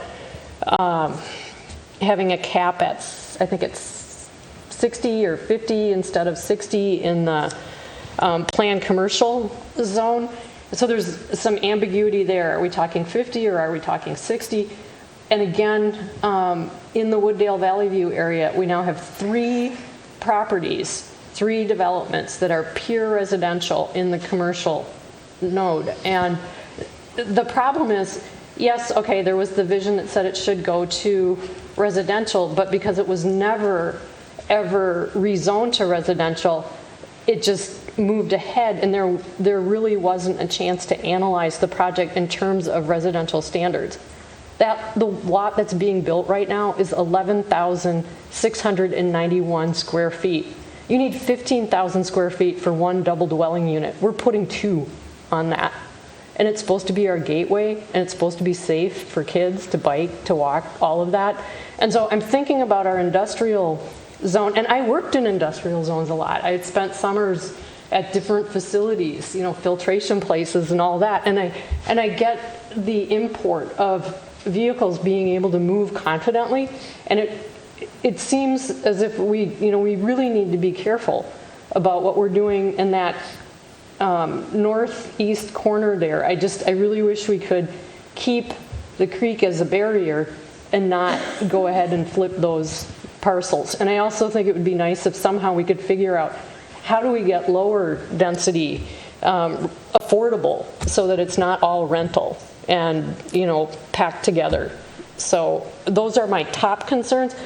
I did notice that when we look at the neighborhood mixed use, and maybe we can go to that slide, the visioning that comes up, I'm not opposed at all to switching to office residential for that area. But it's fascinating and it's interesting. This building that you see on the opposite side of the road exists, and I can't remember what it's called, but then you've got the creek there, and you still have sketched in the industrial. And I think this is 72nd, not Ohms, but keeping that so that you can have a industrial core, I think is so, think about what we could do 20 years from now or even 5 years, and you see the federal funding for, all kinds of technology, and don't we want to have a vibrant, I think we all want to have a vibrant industrial core, but the devil is in the details, and this is a plan. I'm scared because it looks like it could be interpreted however you want, and you could end up with a boatload of development that's going to really undermine industrial activity. So that's what I have. All right. Thank you. Member Pierce. Thank you, Mr. Mayor. Could you go back to the scenario slide I didn't write it down. There we go. So one question I do have, if you could just explain again the differences between A and then going from blended edges to A. So what are the core differences between those two? And I'm asking that because when we first talked about this, like in my mind, I was thinking more mixing, and maybe I'll just say generically hybrid, right? Because I do believe that when I think about this area, like I see something that doesn't exist today in Edina, so it's different than anything else we see today in Edina. And it's kind of hard to do this, but I don't think we can make decisions for future just based on how they make us feel today. And so I think we're going to have that struggle with, like, you may walk past what my daughter does, Platinum Dance over there, right? So you might walk over there and there's a caribou over there and all that. And this plan might dictate that there are changes there and they feel a certain way to me today. But if we do a good job of saying, well, we get that, but the vision here is Y, and if we can kind of really paint a good picture of what we think that looks like, then I think we can kind of draw people into the future vision. But without some of that, I think what most people are going to do is use their current paradigm to kind of understand the intent here. And so that's kind of behind my question. I always thought about blending edges and hybrid as words that kind of speak to something being very different than what we do today. And scenario A, I internalize that as you said, it's industrial core. So it makes me feel like the order of magnitude change is not as significant as what I was envisioning before. So if you could kind of talk through, how we get from what we were thinking of a blended edge or hybrid to scenario A, that would be great. I can start us out. I think I've got your question framed. So the principal difference between A and C is, as you can see on the chart, that there's more mixed use on the western side along Cahill. So I can tell you just a little bit about why that is. Yeah. So I think there are two main reasons for it. The first is the working group's strong belief that the core function of this district is as an employment center. So therefore, there's going to be a limit to how much mixed use the working group is going to recommend. I mean, one could argue exactly what the right percentage is, but that will tend to drive the amount of mixed use down rather than up. Mm-hmm. And the second part is the working group was concerned about, as it added mixed use, to reduce conflict between mixed use principally, or mostly concerned about residential conflicts with business generally. Mm-hmm. And on blended edges, for me personally, there's a lot of appeal from the time that I've spent on Cahill. Even before I was part of this group, I thought, well, on the east side of Cahill, that'd probably be a pretty good place for some townhomes or something like that. But when you look at the district as a whole, and you have a goal to preserve the industrial core, we as a working group kept in mind reducing conflict. So where are the trucks going to come in and go out? They're going to mostly come in and go out through the west and the southwest. And I think that's the most basic challenge with an approach like C. Mm-hmm.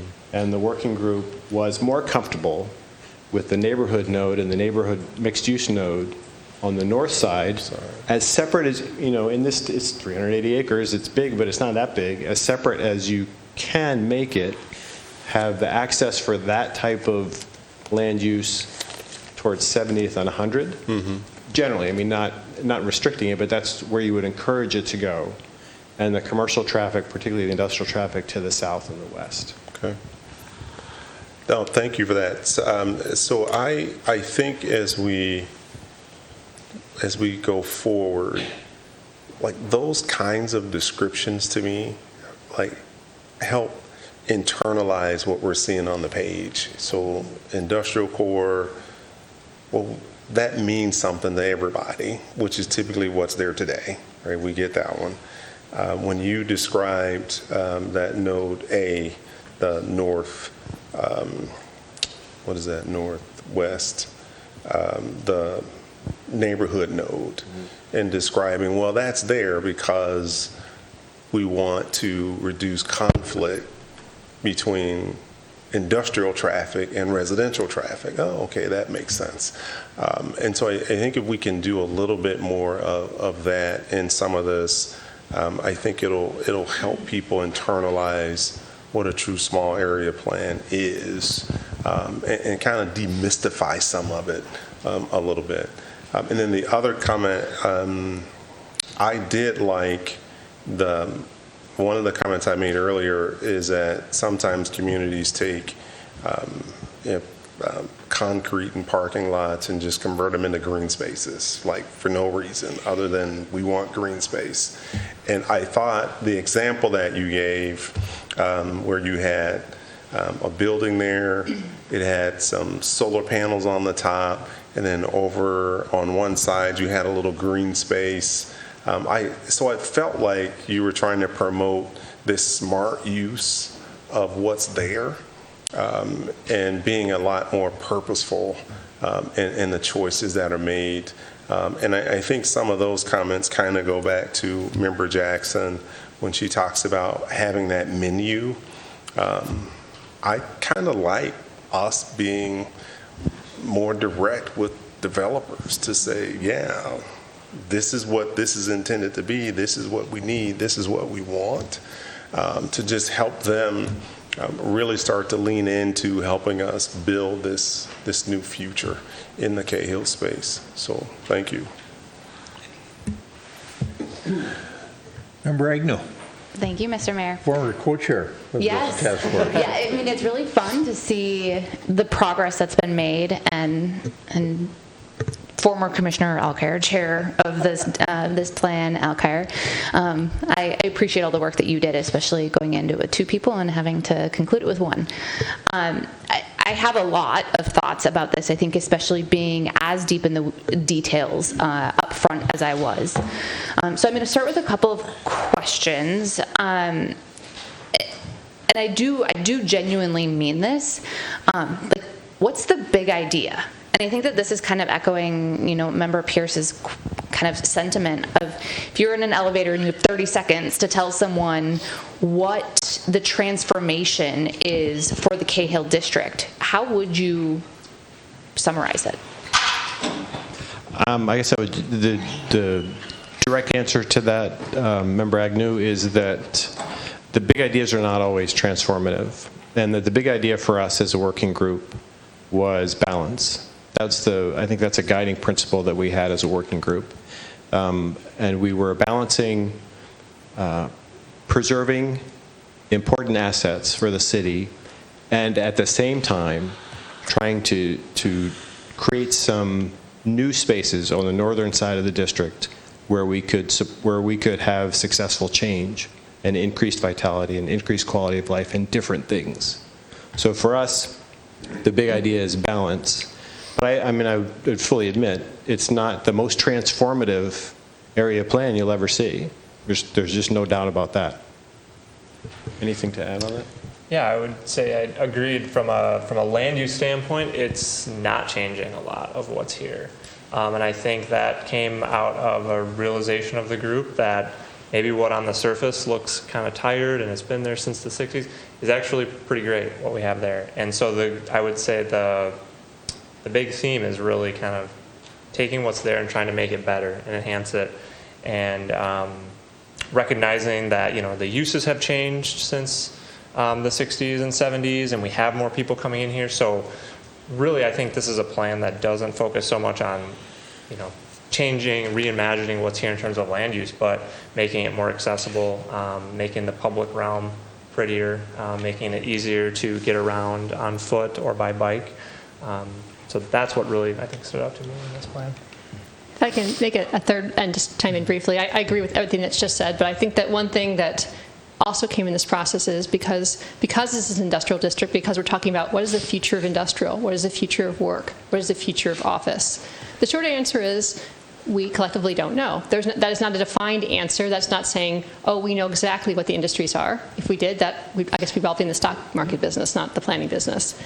But at the same time, we need to create a space that those innovators, those smart people, those people who want to take a business to the next level, have flexible, adaptable space that can change over time, that can make room for the different types of functions of growing a business. And I think that is definitely the intent of the industrial district. It's not just about freezing in time. The businesses are there, and they're going to be there forever, but that you have a space that can be more of a sandbox in other parts of the city, and not that everything goes, but there's more flexibility between uses. And I think that goes a little bit to why there's not as much strict requirements, because some of these uses will be multi-use. Some of these uses might be the first of their kind in the area.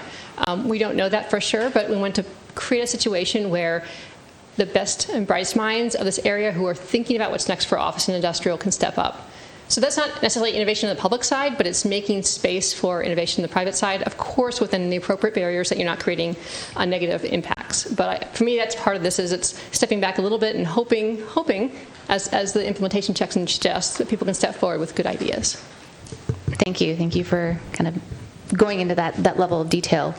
So kind of an opposite end of the spectrum question, I remember, and I don't remember the exact date, but there was a bank at the southeast area of this Cahill district that was under review a year ago, something like that. Under this direction, do you have any insight into would that same bank be allowable use in that area? Yeah, I think so. So that was, if I recall, down in sub-area G, which is got it as the business node. So what's envisioned there is kind of small and medium scale service businesses, retail uses. So I think a bank would certainly fit that description. Okay, thank you. So I guess just general feedback, and if you could actually go back to that slide or pull that back up, and then go to my picture when we're back on general feedback. Which slide? It was ABCD.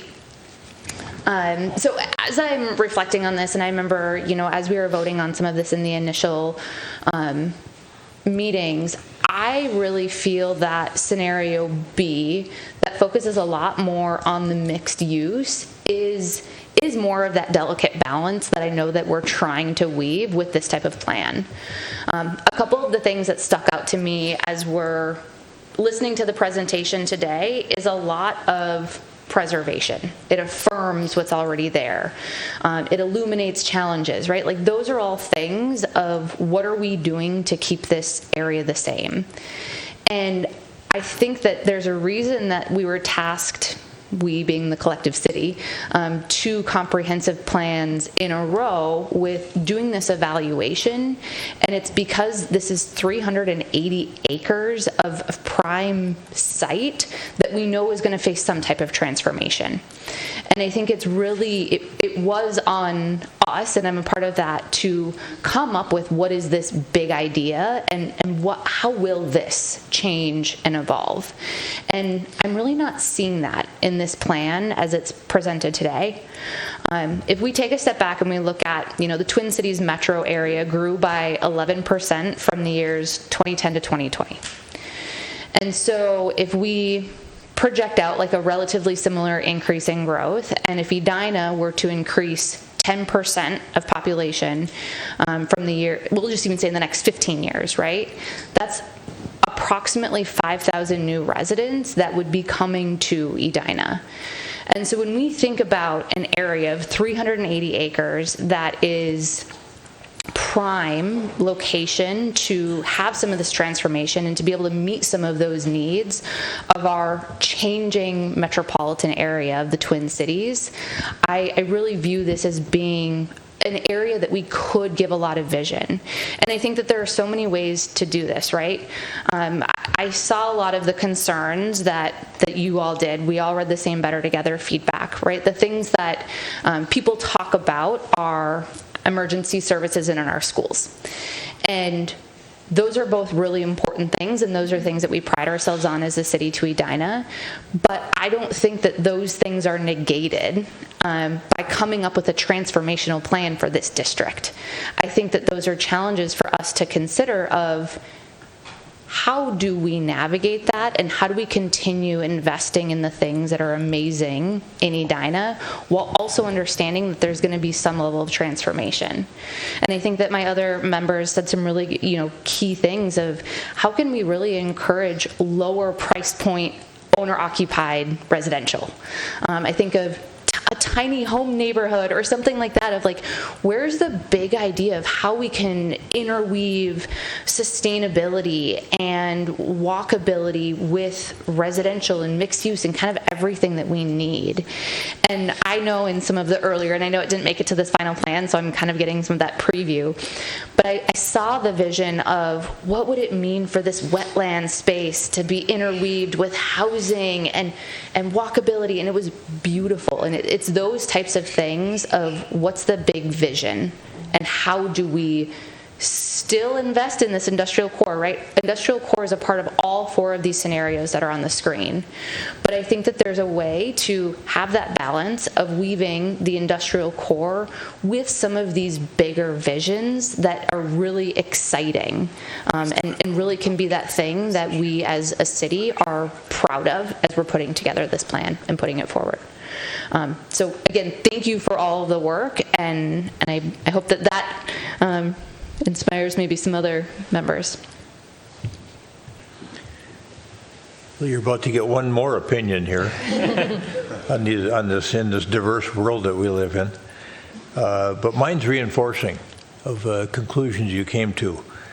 From the time you started this work over there, as Member Agnew points out, on this 400 acres of property, I was anxious about the outcome because I believe that this industrial area is really critically important to the economic diversification of both our economy and our tax base. And so just based on the experiences I've had over time, I think the risk in going more of a mixed use route, and you start to mix industrial with people and living, it isn't too long before people and multifamily buildings displace the industrial because they're not compatible. Office and people can coexist, but when you came up with the notion of this scenario A, open for business, kind of continuing to protect that integrity of that industrial area with some work around the edges, I thought that was a pretty important conclusion and consistent with the way I've been thinking about this. So for me, when you talk about the big idea, I think the big idea, when you look at 400 acres, you can come up with a lot of great ideas, but you got to remember what's there and how important it is from a tax base standpoint. I think it's the second largest tax base area that we have in the city, if that makes sense. So the big idea for me, probably in my mind, and for all of you, evolved into the important idea, and that was preservation of uses at the core of everything here. And and I appreciate the fact that you've determined to maintain the integrity of that industrial core, because I think in the years to come, as Edina evolves, some of the ideas that you've advanced in some of your presentation, we could see that evolution of biomed and education and that close proximity to Seagate and other businesses that are really high-tech in nature coming in there that will be really beneficial to the overall sort of diversification of life and business and work in our community. So as we think about how to make this realize its potential under scenario A, infrastructure work, and Member Jackson talked about this, infrastructure works at the key of everything, at the intersection of anything that we're going to do. And so we know from experience that when you do public realm improvements, development comes up around that public realm improvement. You know, a few years ago, we extended the promenade at Centennial Lakes north up behind Byerly's, and there we ended up with some significant development because of it all the way to Galleria. So we know that, and even in our neighborhoods, we improved Pamela Park, and the whole neighborhood changes. You know, there's this evolution that takes place. So the public realm improvements that come about in that district, I think, will be interesting in terms of seeing who wants to come in there in that zoning district and conduct the kind of businesses that are going to be a continuation of what we see there now. Up in that northeast corner, that slide that Member Risser had you show, I'll give you my thoughts on that. I don't have the same sort of fears that she has up there from spending quite a bit of time up. Keep going back. I think it was that classification.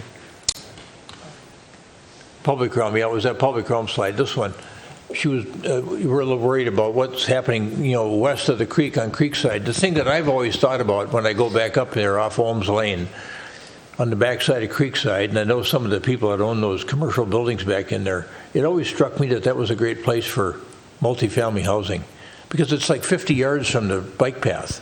It's from the regional trail.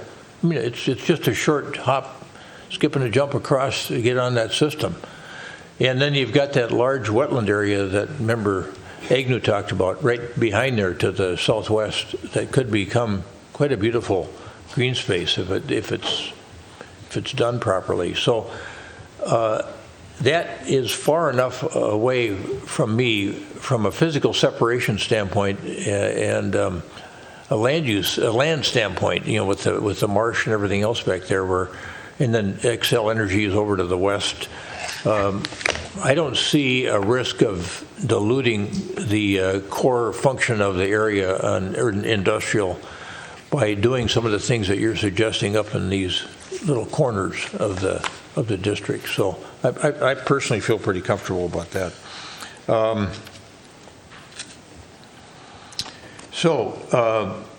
I don't know what the public realm improvements are that we're thinking about here, but our city engineer, we talked several years ago about the fact that we need more sewer capacity, more stormwater management abilities. Are we thinking now that based on some of the things we're seeing here, suggestions we're having, if they're adopted or not adopted, that you might be doing some infrastructure work up there, or suggesting to the council that we do some infrastructure work? Yeah, on the sanitary sewer capacity, we have it programmed to start design later this year, once this plan is, whatever the next steps are for this plan. So we're comfortable moving forward. We would look back at our initial analysis and see where this checks in within our different sizing of those pipes that we need for the sanitary sewer system. So we're just waiting on this project, and then we'd begin that design process. Okay. All right. So this is a public hearing matter. Now, you've heard our various views on that good work that you all did, and it was some terrific work, as Member Jackson expressed. But now I'm going to open it up for public testimony, and I'm sure we'll do what we've usually done, and that is to keep this matter open for a week so people can supplement in with their written comments, and then we'll take it up again on August 2nd. But in the meantime, I'm going to open it up for public testimony now, so if anybody in the audience wishes to come forward and give us their thoughts about this proposed Cahill district plan, feel free to do so. And this time you will have 3 minutes. That's fine. That's fine. Thank you. And please reintroduce yourself. Janie Weston, 6136 Brookview Avenue. I went to the Planning Commission meeting and sat through the whole thing, and it was really, really, really long. Most of it was about the Cahill District industrial area thing that you're talking about tonight. One thing that was not mentioned once when I was there and not mentioned tonight, I don't even know if this is in any of the written part of it, there are large sculptures on many properties, corners next to large industrial buildings. Many of them now, decades later after they were installed, are looking like they're ready to fall apart, very weather-worn, maybe not in good condition, and maybe not what people would like to have in those locations. I was told that they are owned by the property owners for each of those properties, but has there been any discussion on those? Would that be something to be continued, like a public art type sculptural area? Okay, with that said, the cul-de-sac at the north end of Olms Lane, you're discussing that quite a bit tonight. And I'm quite familiar with one of those buildings, having been in it. Beavers Pond Publisher used to be in there, and I had a number of meetings in there years ago. And I often also bike on the 9 Mile Creek boardwalk part where it parallels the creek, just to the east of those two office buildings there. The 9 Mile Creek boardwalk was built to stay out of flood level. And you're a lot higher than the front doors of those two buildings. They are extremely low. So talking about that being residential or office and residential, you've got a lot of real issues with the low level flood, very flood prone, in danger of flooding property there. So keep that in mind. Water seeks the lowest point at all times. So keep that in mind. Thank you.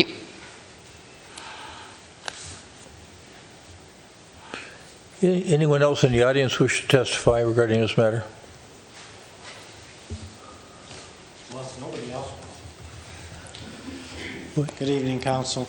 My Good name is evening. Ralph Sickert. I live at 4311 Cornelia Circle. Tonight, there have been comments about stormwater and the control of stormwater.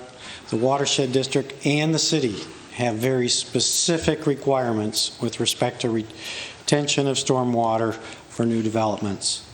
Criteria which, quite frankly, is the very minimum and doesn't come anywhere close to retaining what it needs to in our current climate situation. I suggest that the city look at stronger language. In my opinion, the residential development as proposed today or areas will pop up very quickly.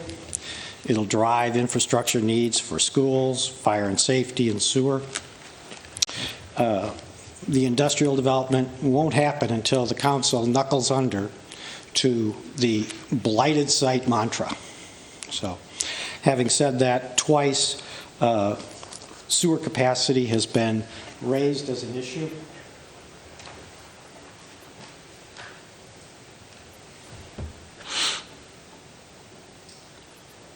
I'll remind the council of a presentation that was made to them last August, and the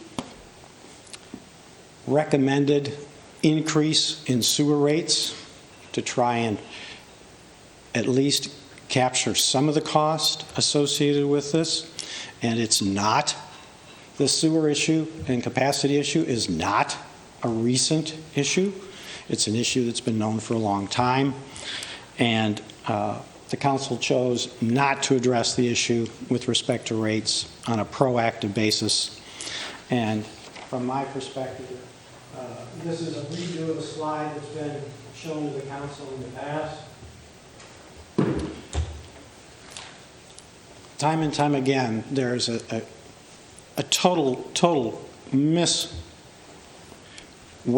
of how commercial developers and special interests are handled versus residents' interests.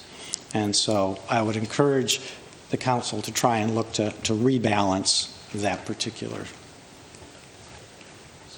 Thank you, Mr. Sickert.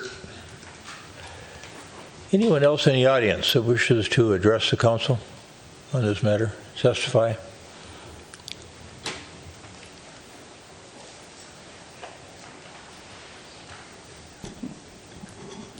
Good evening, Mayor and council members. My name is Steve Brown. I live at 5528 Halifax Lane. To avoid wasting your time with repetition, I won't repeat all my comments from the Planning Commission, but I do believe some of the comments are important enough to deliver directly in person to you. I'm here this evening to urge you to authorize the staff to submit the comprehensive plan amendment to the Metropolitan Council for review at your August 2nd meeting. I want to begin by thanking the entire working group who spent over 18 months to develop this very well thought out plan. Specifically, I want to thank David Alkire, chair of the working group, Addison Lewis, Chris Asker, Kate Agnew, and Hyla Mays from Bolton and Menk Consulting for their very wise and very patient leadership of this very long process. I'm particularly grateful that David Alkire continued to lead this project to its conclusion, even though his personal circumstances required him to leave the Planning Commission. I think that's a remarkable commitment on his part. I'm grateful that the working group recommended scenario A, which includes a neighborhood mixed-use area with the potential for building an additional 1,275 units. If this were fully built out, which is unlikely, assuming the standard adherence with the city's affordable housing policy, this suggests that 10%, or about 128 units of affordable housing, would be made available. I'm very excited by that prospect. I'm glad that this working group decided to make that opportunity available. This decision to include a neighborhood mixed use in the scenario A of the Cahill District Plan opens up a great opportunity to make more progress toward our goal of 1,804 units of affordable housing by 2030. I am very grateful for that opportunity. The final point I would like to make is that one of the challenges of this district, and you've heard it mentioned several times tonight, is the management of stormwater. This was identified as a challenge, but the solution that was recommended is to set up a commission for a sub-watershed assessment of the district and to create a plan. I think that's insufficient. I urge you to remember the need for this very important work and try to get something going on the stormwater management for this area. Thank you very much for your time. Thank you, Mr. Brown. Anyone else in the audience wish to address the council on this matter, wish to testify? All right, let's go to Director Benrot, see if we have anybody online. Here's the phone number, folks, if you want to call in and testify. You'll have 3 minutes. And call that number. That's your conference PIN number, and press *1 to speak to an operator, and the operator will get you to Director Benrot and then on to the council for comment. I do have a couple of people on the line, but none of them have indicated, oh, that's all it takes sometimes. Operator, will you please unmute the line of our first caller? And caller, please begin your remarks by clearly stating your full name and address for the record. Good evening. Hi, good evening, everybody. My name is Daniel Eaton. I live at 5712 Parkwood Lane. And I just wanted to reiterate a few points that I heard tonight. A couple of things that kind of came across as I've been listening to a lot of conversation around the zoning and all the work that's been going into Cahill. And I'm kind of using this as I start to think about some of the changes that are being proposed right now in my neighborhood in Parkwood Knolls. And I want to really key in on some of the things that are happening here tonight. Number one, the staff work, all the hours that's going into this. Thank you very much. I think that is something that everyone needs to recognize, again, how much work goes into these plans. I also think as a homeowner in Edina, I want to make sure that there's confidence in the zoning that is near my neighborhood, around where I live. Most of the people in Cahill probably lived there for a long time, or bought with a sense of what it is they could expect around the neighborhood. And so I do want to just continue to reiterate the fact that when we talk about zoning being a commitment to our community, to our neighbors, first and foremost, that's what we should be thinking about through this lens. I also think about the idea of preservation of some of our really important spaces for special uses, that being retail, offices, industrial. We don't get those spaces back once they're gone. And so I think as a city that has a diverse economy, as a city that has, again, walkability, or at least striving to become more walkable, we need to make sure that those types of amenities stay within the city. And I would really continue to make sure that the city resists the urge to go developer-led within our planning and to do all high-density residential, especially things that, again, were zoned or used to be zoned for some of these special uses. So again, once they're gone, they're gone. We need to protect, and we need to make sure that, again, our plans reflect very clearly what the zoning is, and we're following that zoning. So that's what I would just like to continue to push and continue to make sure the council knows. I think this Cahill plan, again, needs to be a little bit more clear. And I do agree with some of the comments that Member Risser and also Member Hovland, or Mayor Hovland made regarding the preservation of some of these special use spaces and making sure, again, that we're more clear on the zoning with our developers. Thank you very much, everybody. Thank you, Mr. Eaton. Operator, will you please unmute the line of our next caller? And again, caller, please begin by stating your full name and address for the record. Your full name and address for the record. Yes, we can hear you. If you go ahead. Yes, we can hear you. Go ahead. I'm sorry, would you give us your name Hello? again, please? Be sure to turn down your television so there's not that feedback, because there's a slight delay. Then once you've turned down your device, then go ahead and provide your testimony. Once you turn down your device. Hello? Yes. Can you hear me? We can hear you, and it's Okay. it's not echoing now either, so go ahead. Okay, hello. Yeah, this is Barbara Hoganson. I'm from 5724 Duncan. And from a resident's perspective, I also appreciate the huge investment in staff and residential time. A lot of very good concepts, but it's also an area where residential development is being considered. My concern is that the staff keeps recommending housing projects that do not meet residential zoning requirements when it's truly a residential project. By rezoning to PUD and by allowing residential in the PCD1 zones. The concern is we will continue to have overdevelopment of lots that is currently taking place throughout the city and not preserving the commercial zones in the city.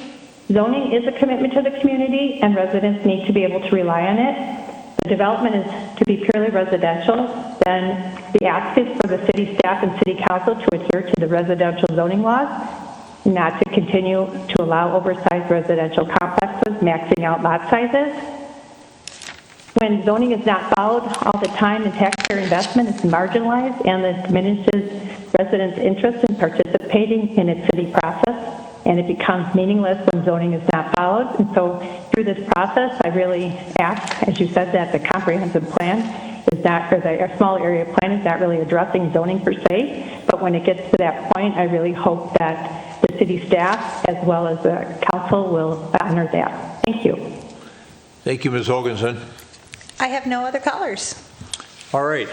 The requested action from staff colleagues is that we move this matter along by agreeing to keep the public testimony coming in and keep the public hearing open, therefore, until noon on July 24th, and then continue the action to our meeting, the first meeting in August, on August 2nd, which is a Wednesday. Is there a motion to that effect? So moved. Member Jackson moves. Second. Member Agnew seconds. That we close the public hearing on this matter at noon on July 24th and continue the action to the August 2nd meeting of the Edina City Council. Any further discussion? All those in favor of adoption of the motion as stated say aye. Aye. Aye. Opposed? Carried. All right.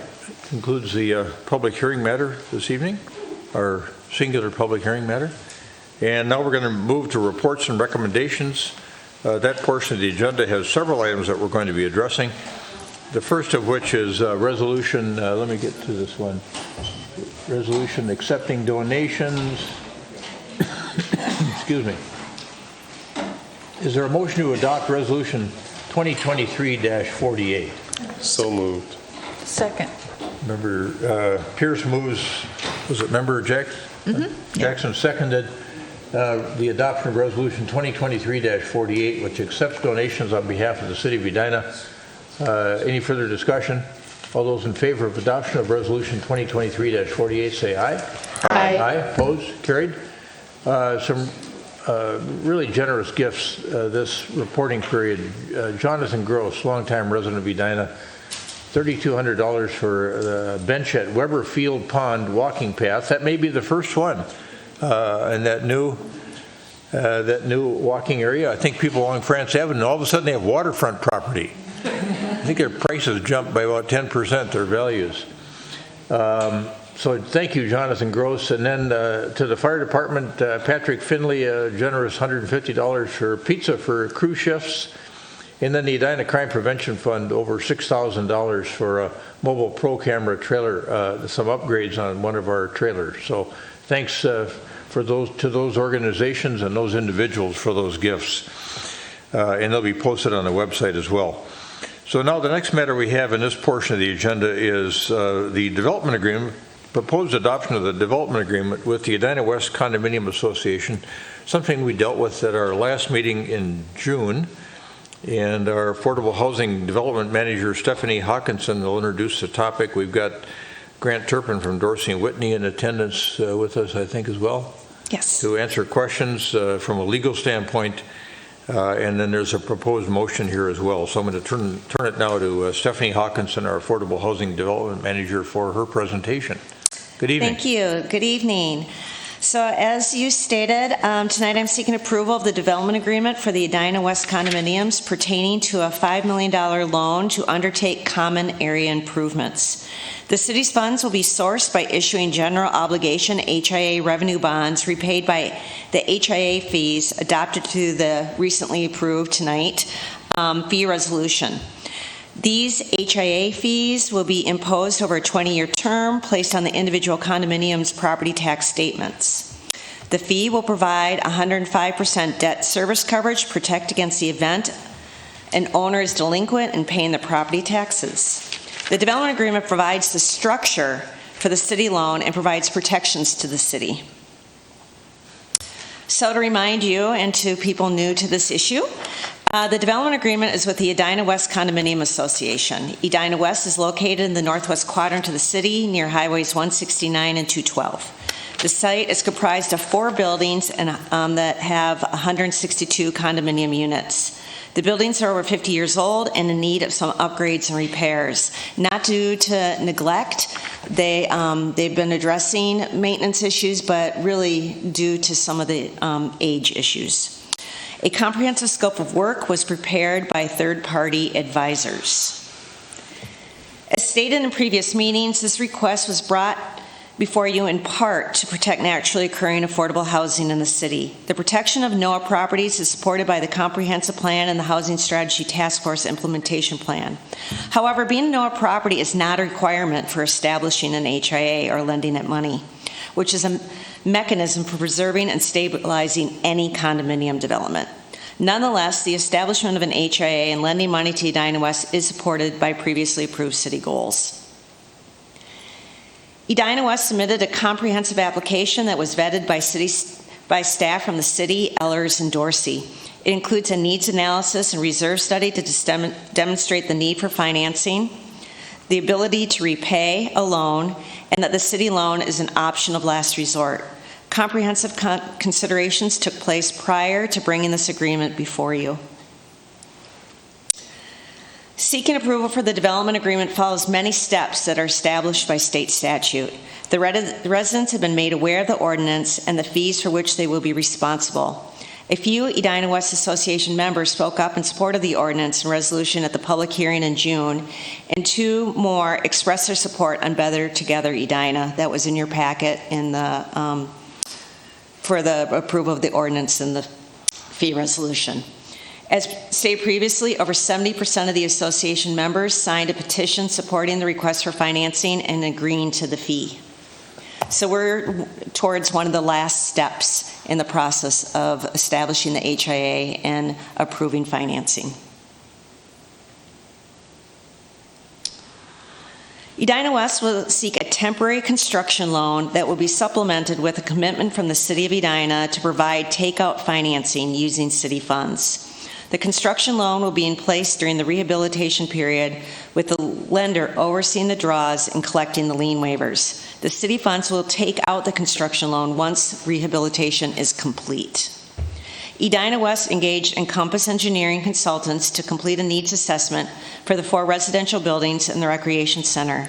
They cataloged repairs needed on the building facades, site water management, mechanical and plumbing systems, roofs, and other building components. Encompass prepared a scope of work and bid package.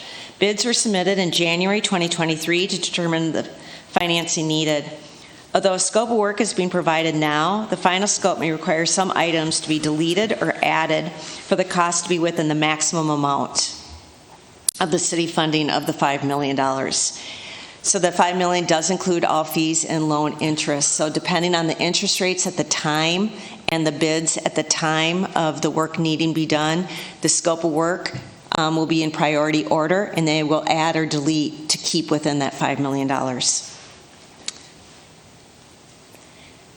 As reflected in Resolution 2023-36, that is also the information that's included in the development agreement, the city loan will be repaid through a fee added to the individual association member's property tax statement. This allows the owners to repay over a 20-year period an amount they deem as financially manageable and provide security to the city. The fee is based on individual unit square footage. The payments are sized at 105% of debt coverage to provide a cushion in case some payments are late. So the fee has been, these are the set fees that each of the residents, depending on their building size, will pay. And that is both in that fee resolution and is embodied in the agreement. So the development agreement highlights itself. It spells out the terms of the loan. The repayment period, as I said, is 20 years. The city will receive an administrative fee.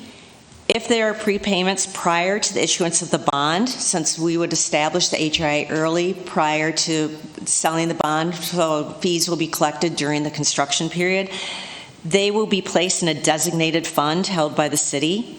The improvements must be compliant to code, permits pulled when required, and all applicable laws obeyed.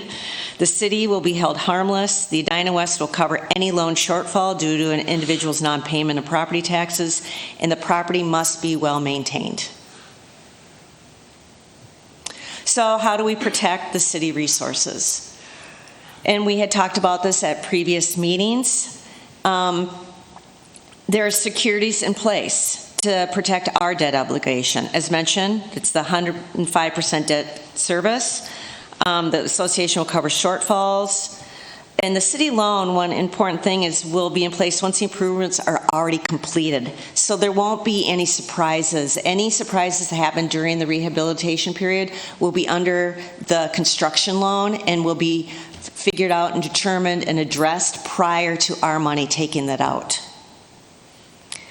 And since the bank will be collecting all lien waivers. So there will not be any construction surprises. And another thing is the vast majority of the association members already approved this fee that they will be paying. So I showed this before. The city lends the condominium association and the individual members to complete these common area improvements. And then it gets paid back. What makes this unique from any other type of program is it gets paid back through the property tax statement. It's a fee added onto the statement, and that's how we're able to collect from 162 different owners. And then the county collects that fee with the property taxes, and then they reimburse the city so we can make our payments on our debt. So tonight I am seeking approval of the development agreement so they can take this development agreement and go use it to help secure construction financing, construction period financing. The bonds won't be issued until sometime in the next year and a half or 2 years, together with other city bond actions. And so Grant is here if there are any legal questions that I am unable to All right, answer. let's find out if somebody has a question or any of our council members have questions for either you as a manager or Mr. Turpin. Council members, questions? Mr. Turpin, come up at all? Yeah, can.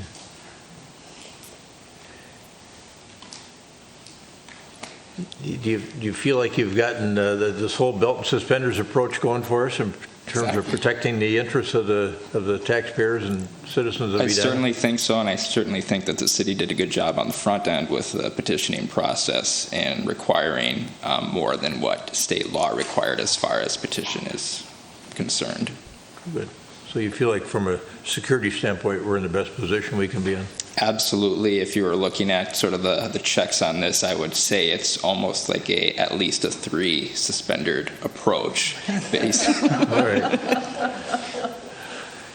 Well, you never know. That first pair might blow out. So, all right, good. Well, thanks for being here with us this evening. Absolutely. Appreciate having you. Did that prompt any other questions from council members? Okay. This is not a public hearing. We've been through that process, and so we need to talk about whether we're going to approve this development agreement with the Edina West Condominium Association. Does someone care to make a motion to approve the development agreement with the Edina West Condominium Association? So moved.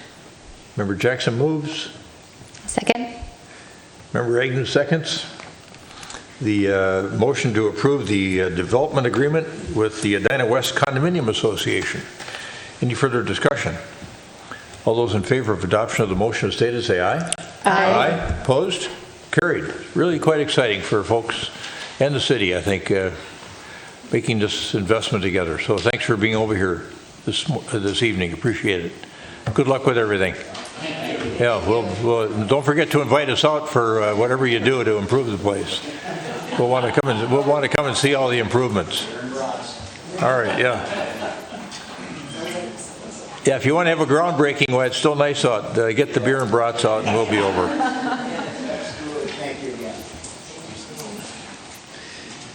And next, we've got another exciting matter, I think, something that we've been working on for a long time with this neighborhood east of France. It's a wonderful thing. The Strachauer Park Master Plan, and Perry Vetter, our Park and Rec Director, is here to talk about it and show us all about it, and it's going to be really enjoyable to talk about it this evening. So, Director Vetter, welcome, and go ahead with your presentation. We certainly agree. Thank you, Mayor, members of the council, for having us this evening. We are here to talk about the Strachauer Park Master Plan, and with that inception, actually the process that was behind it, getting to where we are with a preferred concept. Just to begin this evening, just to touch on why we do park master plans, and that's really to set a vision for the park and the park use in that general vicinity.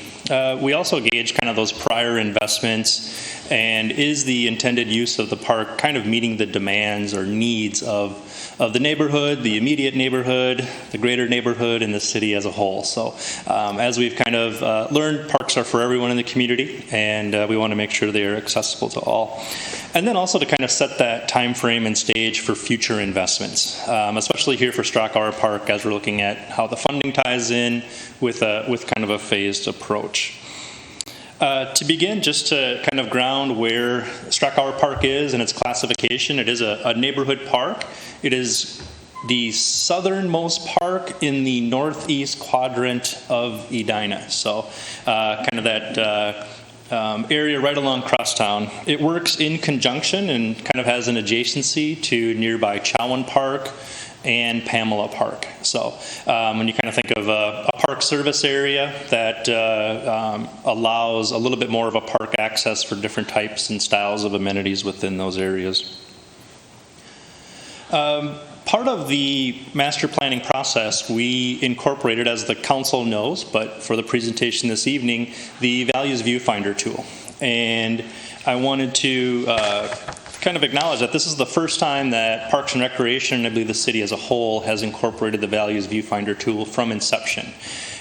with that. So there are a couple people we wanted to thank within that, and the first is Amanda Clark. She's a recreation supervisor within our department, and she did the bulk of the work on this process this evening. So wanted to especially draw an attention out to her from the planning, the engagement, the scheduling, the input, and the process therein. For the Values Viewfinder tool, wanted to thank Grace Hancock, Heidi Lee, Jeff Brown, and MJ Lehman.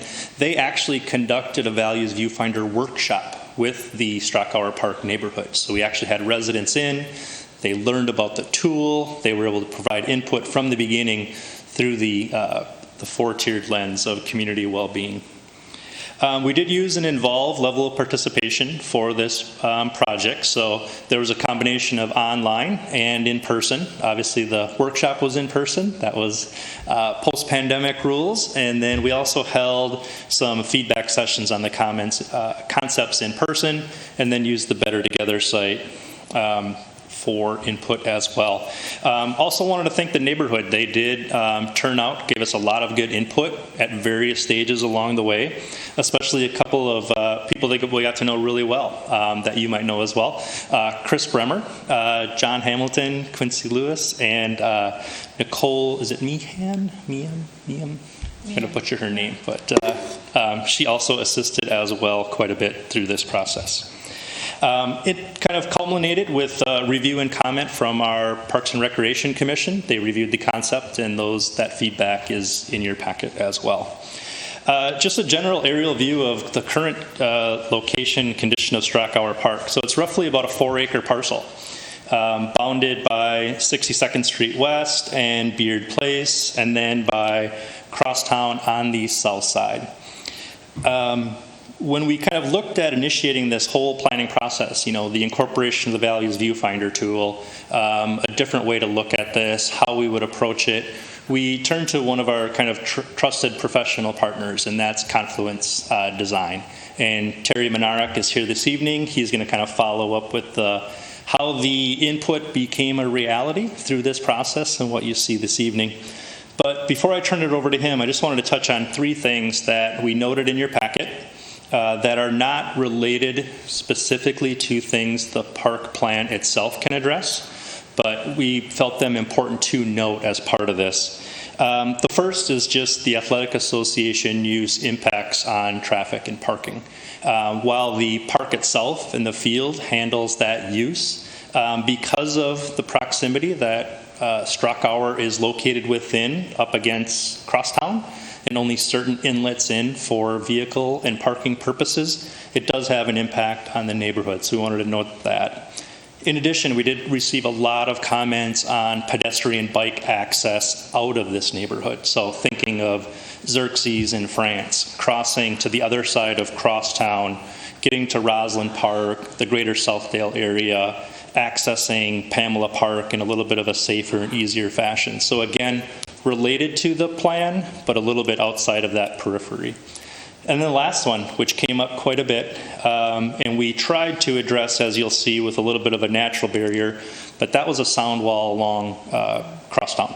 And because of that formula that the Minnesota Department of Transportation has on that, that's a complicating factor for a sound wall here. But that does play an impact on the park and the park design as well. So with that, I wanted to turn over to Terry Menarek. He's the principal landscape architect for Confluence, and he's going to walk us through the design. All right, thank you.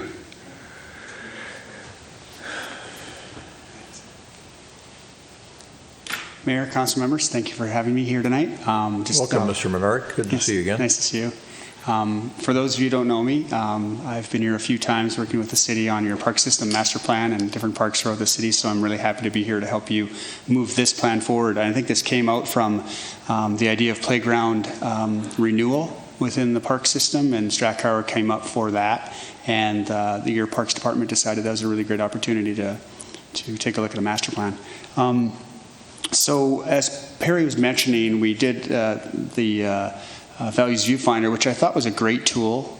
It worked really well with parks planning as well. There was a lot of overlap between the different categories of the Values Viewfinder, which came in really beneficial to coming up with a variety of different ideas. But from those conversations, from the community input, from a variety of discussions, we came up with 4 concepts. We actually colored them so they didn't have a priority ranking of 1, 2, 3, 4, so people didn't think one was better than the other.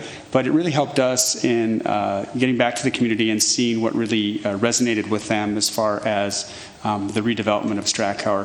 Stratcower is a great park, really valued by its community that it's in. It's just getting tired. You know, it's tired and it's wearing out. So what happened was we began to look at a variety of things, which Perry's already mentioned. There's a high use of athletic field activity here, which generates a lot of traffic. The freeway, obviously, as you mentioned, is a huge sound and visual constraint to the park and its identity.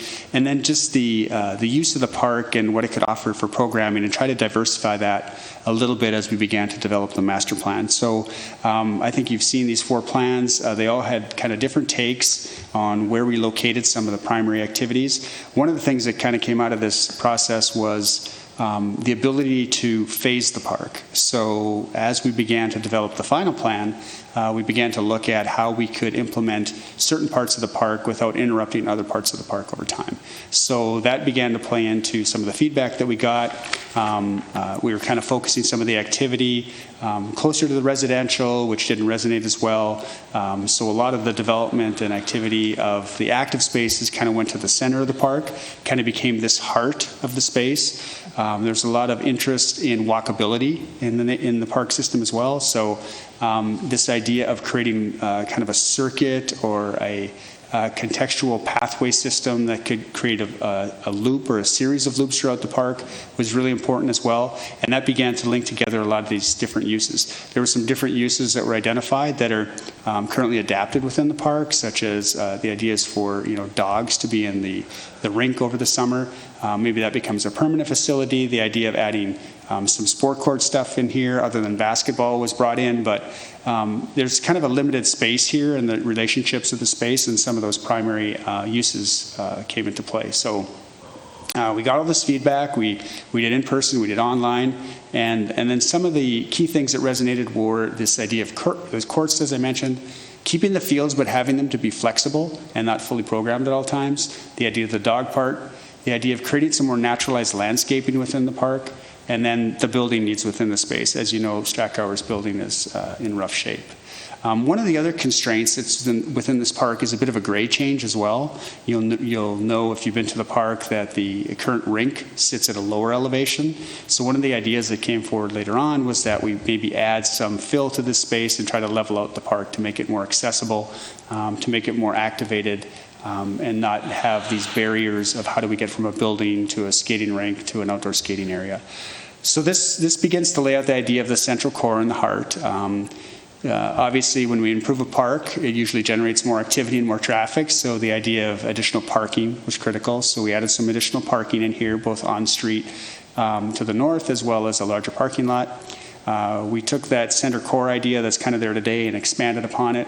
A series of trail networks create a west loop and an east loop and then a central core loop, and they can all be combined to one larger loop system as well.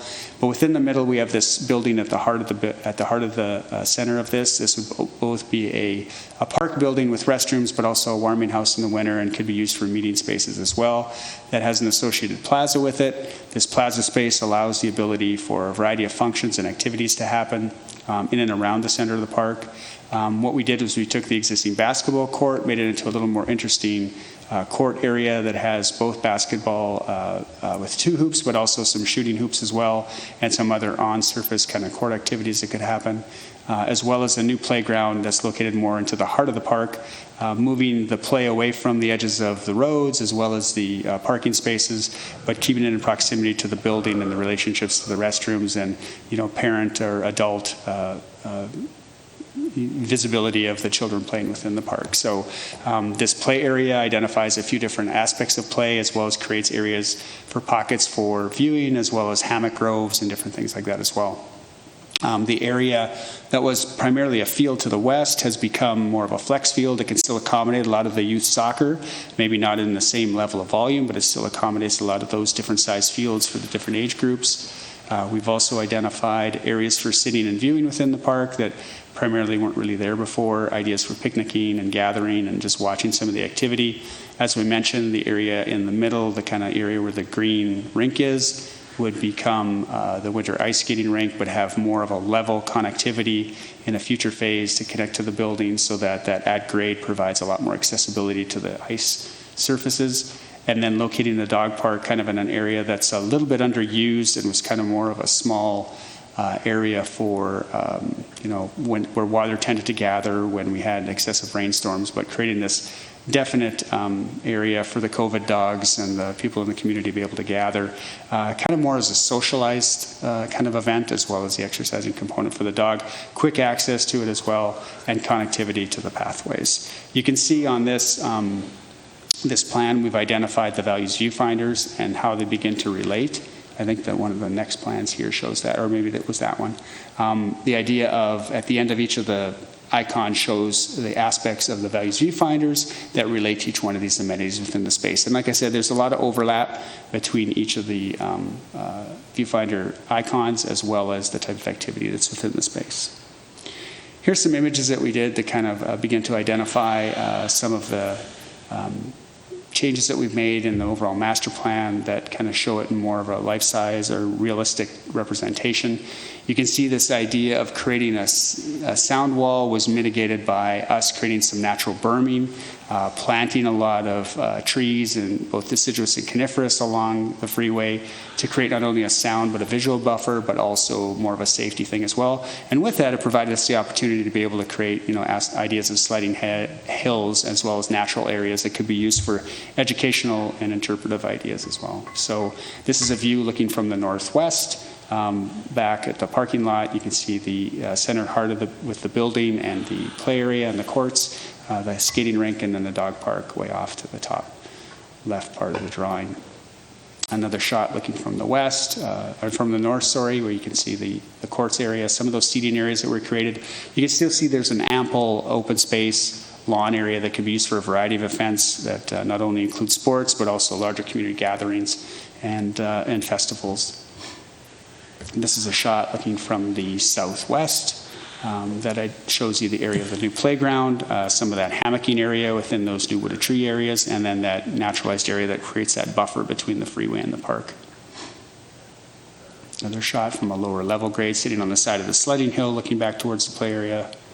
Kind of a focus in on the main park pavilion building, which is not only an internal space, but also has a covered outdoor space that could be used for picnicking as well. And then the idea of possible solar panels being a part of that too. And then a shot of the dog park creating a shelter, kind of a pre-entry vestibule, kind of that socialization aspect, maybe the small dog park area, and then the vestibule into the dog park area itself, creating that amenity. So we were tasked with phasing. One thing that worked out really well was in how we located some of these amenities within the park. You can see the existing playground just to the north of the new playground. We have connectivity with some of the existing pathway, but we're allowed to create the new playground without disturbing too much of the existing space during construction and use, and then we would just sod over that existing playground once it was removed and a new playground was built. Second phase would be to incorporate the building and plaza area as part of that, creating the heart of that central core, and then a future phase would be the rest of the park redevelopment that would do the redevelopment of the basketball court that was left in place, some of the added parking, and then the rest of the landscape, the dog park, and the natural areas as well. So that's kind of a quick overview. I'd be happy to take any questions that you have, and if you have any for Perry as well, I'm sure he'll jump up here. Questions for Mr. Monarch? Member Jackson? Yes, thank you, Mr. Mayor. So, wow, first of all. So to everybody involved, this is really cool. And, Strachauer Park, I spent a lot of happy times watching soccer games there, but this is just magical. So great job, team. But one of the things that came up was stormwater, and I don't see where the stormwater is going to go. especially if we raise the level of where the hockey rink is? What's the plan for that? Yeah, and maybe the plan shows it a little bit better. Yeah, so some of these perimeter edges of these naturalized areas, it's hard to tell in the plan or sometimes in a sketch when you're doing it in 3D, but we are accommodating some areas for stormwater retention. One of our original ideas, if you saw some of the earlier concepts, was to create a large pond. It was brought forward by a large group of the people participating, but we felt that just in the end, when we were kind of looking at all the concepts, it took away too much usable space to say that this is stormwater, and then how do we keep the water in it? Are we creating a permanent pond? Is this only going to be wet in the spring and then it looks horrible the rest of the year? Or how do we use this? So what we did in this was we tried to create little pockets in between some of the uses that would capture some of the stormwater.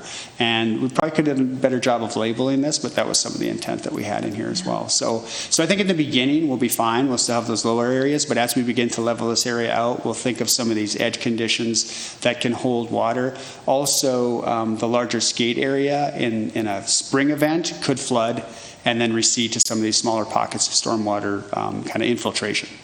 Okay, so the leveling out won't take away its ability to handle stormwater? No. Okay. That would still be the primary area for it. Okay, terrific. Let's see, I guess that was my main, the other question is, this is for Perry. As we're looking at this is a bigger picture question, but as we're looking at the park rehabilitation and everything, how do we assess which parks are going to be getting on the capital improvement plan and then how it moves forward? Can you kind of give us through that process? Yeah, absolutely, Councilmember Jackson.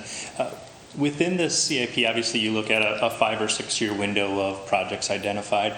In the background, we've actually laid out a longer time frame for all of those playground replacements as well. And they're based on a number of different factors. Obviously, safety, material availability, the overall kind of impression of engagement that the current playground has as well, age of the structure, and kind of what its materials are made of. So we kind of looked at kind of a formulaic aspect of that, and then which ones are up for replacement. So a lot of our initial ones, obviously you approved 2 this evening, Wooddale and Fox Meadow. Those are kind of some of the higher priority ones. Our next ones up are Todd and Walnut Ridge. Everyone's nodding over there. They're the real experts, right? So, and actually we've laid that out for actually a complete replacement cycle all the way to the end. It gets a little scary because you start looking at Arden Park and Frederick Church, some of the ones that we just replaced a couple of years ago. So we've looked at that comprehensively. So within the CIP, you should know that even though you're looking at a 5-year window, we've got that plotted out a lot longer as well. So Strachauer Park is on that list, and it is currently funded for the playground replacement. Okay, terrific. So, but just to kind of recap, I'm going to spit back and let me know if I've got it right. We look at every park, we look at the condition, the age, and it's a cycle that uses data and everybody gets the love. That is correct. When we look at from the playgrounds and the park shelter buildings as well, we've mapped that out. I think what we're adding in here this evening is this 3rd phase, which is the enhancement of amenities. Okay. And that is something new because the only other prior master plans we had on the book were Fred Richards and Braemar Park, which fortunately Edina residents chose to fund those last November. So this would be the next master plan on that has a phase that is not funded, and then we would address that, bringing forward obviously capital improvement requests as we go through that budgetary cycle with you all. Okay, terrific. Thank you. And I think, those are my questions. Thank you, guys. Member Risser? I'm just a little nervous about the sledding hill right by the crosstown. Yeah, so I know, and that did come up too, because I think currently today there is a slight elevation change, and some kids, we were told in some of our engagement that the children actually, because the way the park is graded right now, slide towards the freeway. Yeah, exactly. Yeah, not very safe. There is a fence, but in this what we were trying to do was we were trying to do the sledding hill on the park side and do heavy landscaping on the freeway side, so sledding wouldn't really be possible. You can kind of see it. This is probably the best photo, but you get in the top left or top right corner, we're trying to orient the sledding towards the park and not back towards the freeway, and then plant behind that.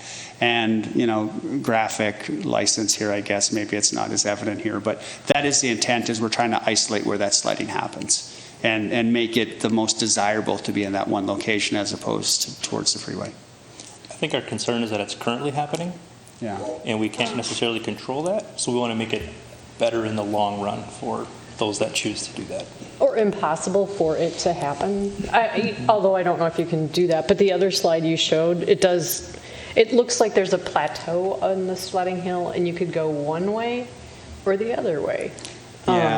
Yeah, and I think the intent here is, so if you look at this, you can kind of see the larger yellow area with the massing of trees. We're trying to push the children towards the park as opposed to the freeway. It's in the details, right? When we get to that point, I think that's something definitely we need to address for sure, and how that's regulated. And it might even be a fence at the top of the hill where they don't even have the opportunity to slide the other direction, right? I think a fence would be good because, having sledded with small children, you're up there with your sled or whatever, and then somebody manages to let go of their sled and it goes the wrong way. And it's like chasing a ball, only, so. Makes sense. Thank you. Member Agnew. Thank you, Mr. Mayor. This is absolutely beautiful and so exciting to see, and I think just another really great example of what can come from the city working with residents, working with the community, and just really the engaged community that we have that comes out for these types of projects. My question is very in the weeds and tactical. So are the hammocks always there? Do people have to bring their own or rent them? Our intent was they're just poles, but. Correct. Yeah.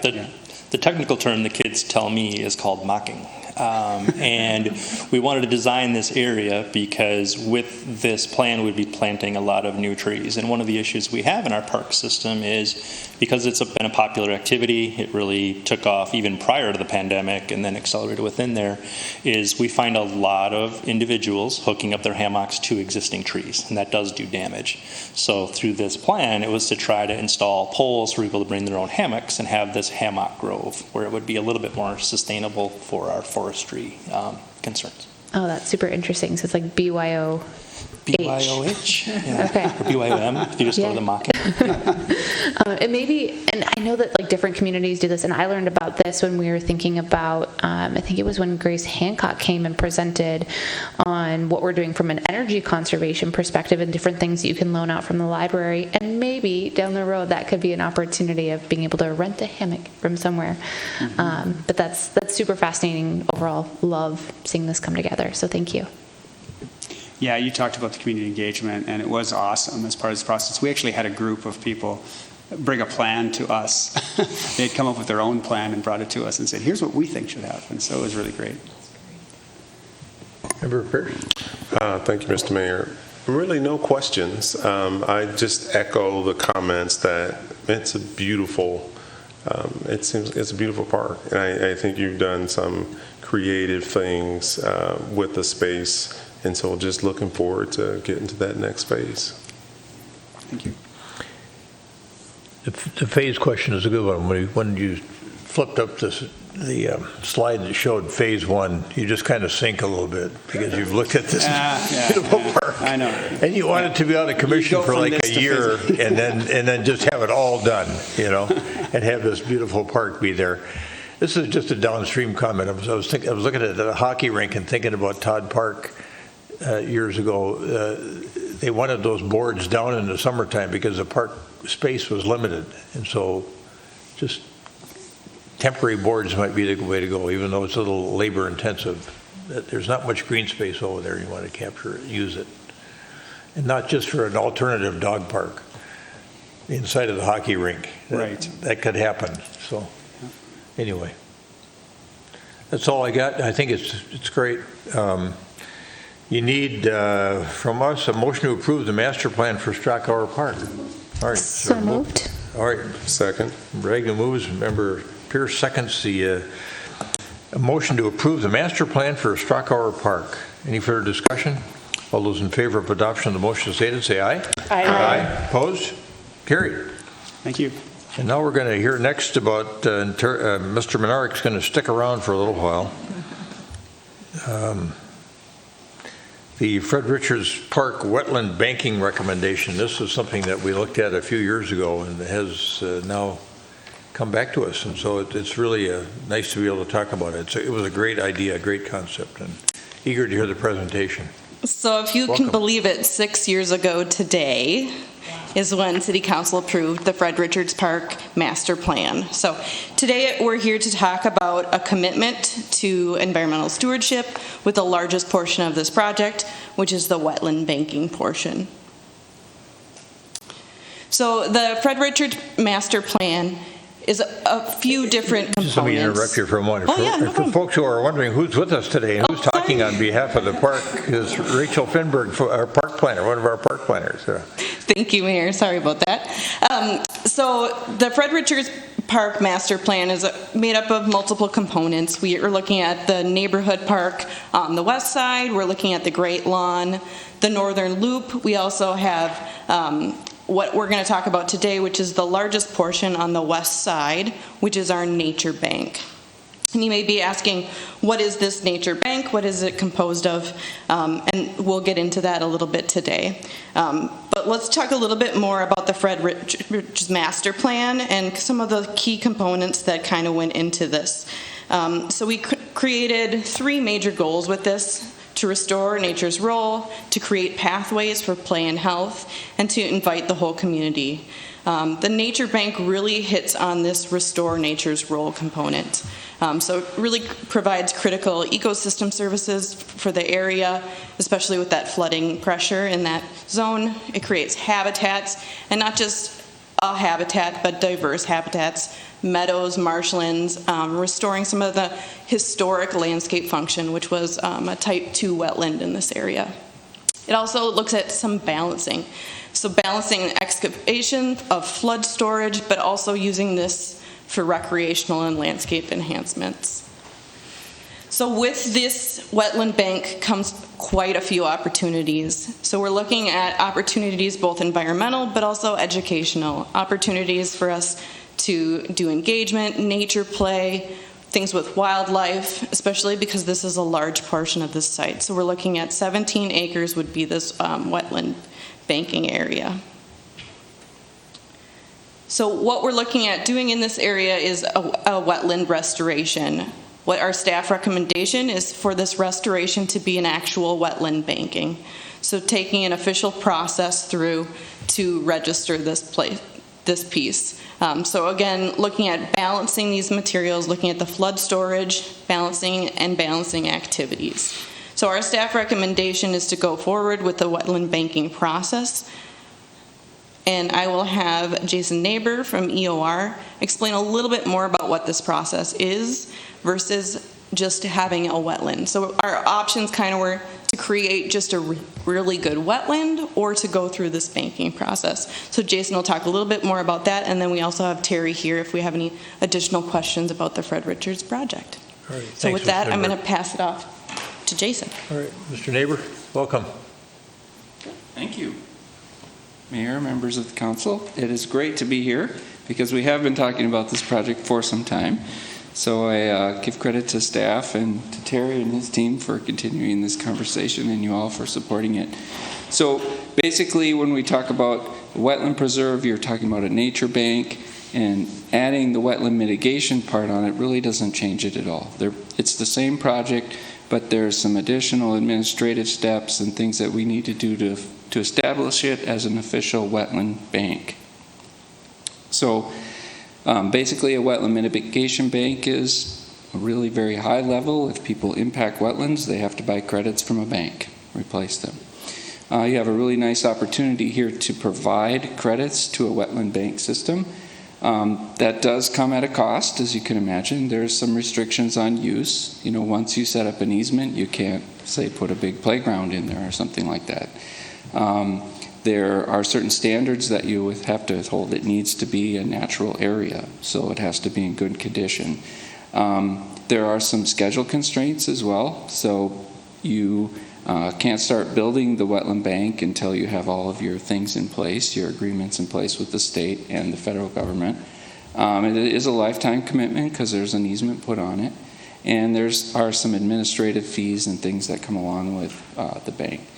So those are kind of the hassles, if you will, or the requirements, but the good side of it is, in this particular case, very rough calculations, there's about 17 acres. We're estimating about 3/4 of that would qualify for credit. There's some ratios in there, so potentially about 12 plus credits that could be generated by a restoration of these 17 acres. As this map shows, there will be some wetland impacts to actually implement the Fred Richards project as it is designed. And so we would want to replace those acres here, so you wouldn't have to go to an outside bank to purchase those. So there's a subtraction of the 2.2 credits there. Credits generally about $120,000 per credit. There aren't any credits even available in Hennepin County, so maybe you could name your own price, but we'll use that number for now.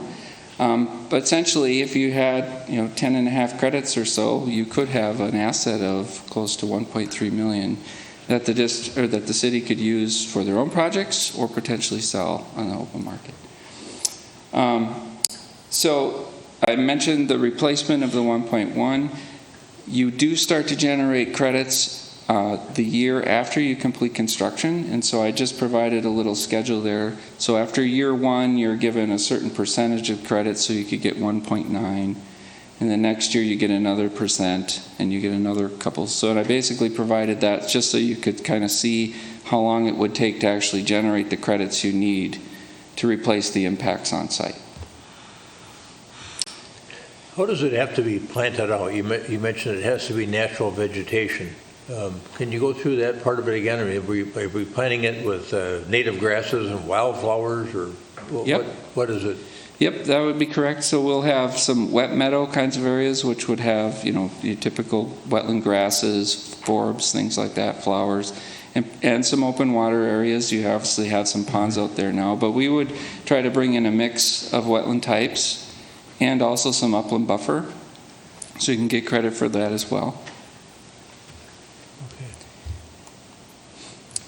So with the phasing plan, if you folks just moved ahead with the wetland preserve and did sort of the nature part of the park without the bank, you obviously could move forward quicker, because as I mentioned, you can't start construction of the wetland bank part of the project until you have all your approvals in place.